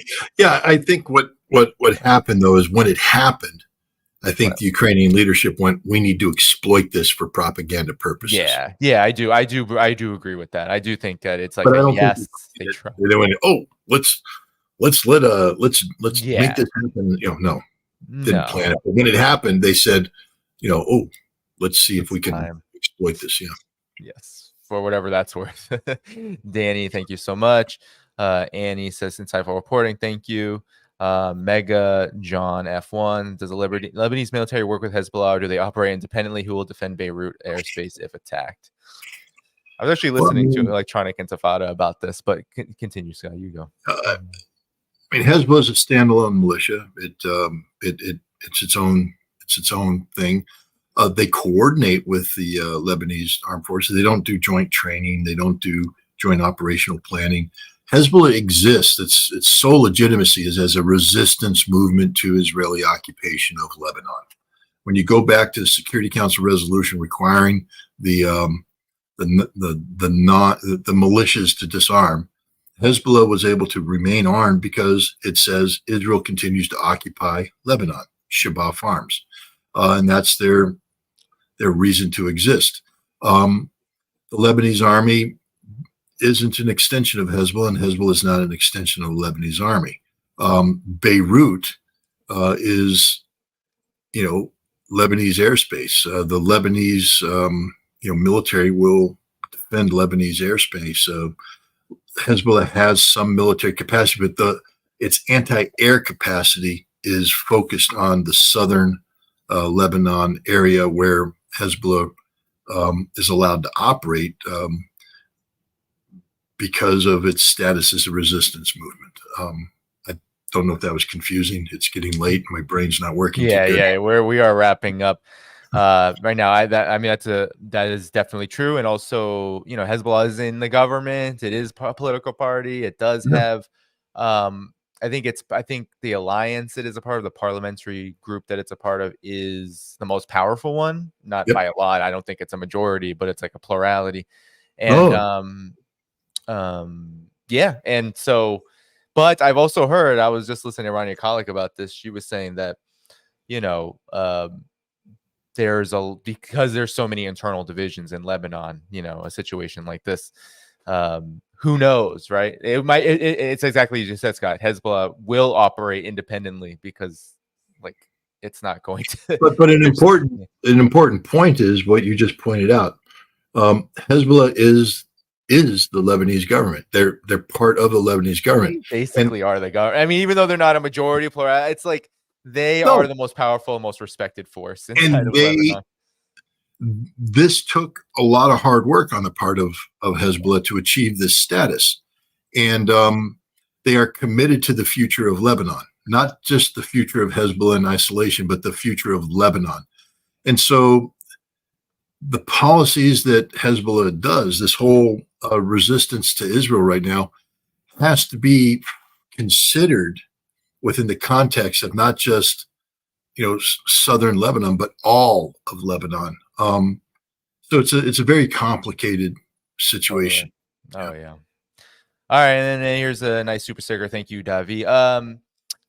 So, all right, everybody, we are going to head out of here. Before you go, though, be sure to go to the video description where you can find all the places to support this channel: Patreon, Substack. You become a YouTube member, as Hussein has implored you all to do. Thanks to everyone who gave super chats. I was very generous. And of course, many thanks to Scott for spending the time to do that. I'm going to pull up Scott's book here before we go as well. Here it is. Go to claritypress.com.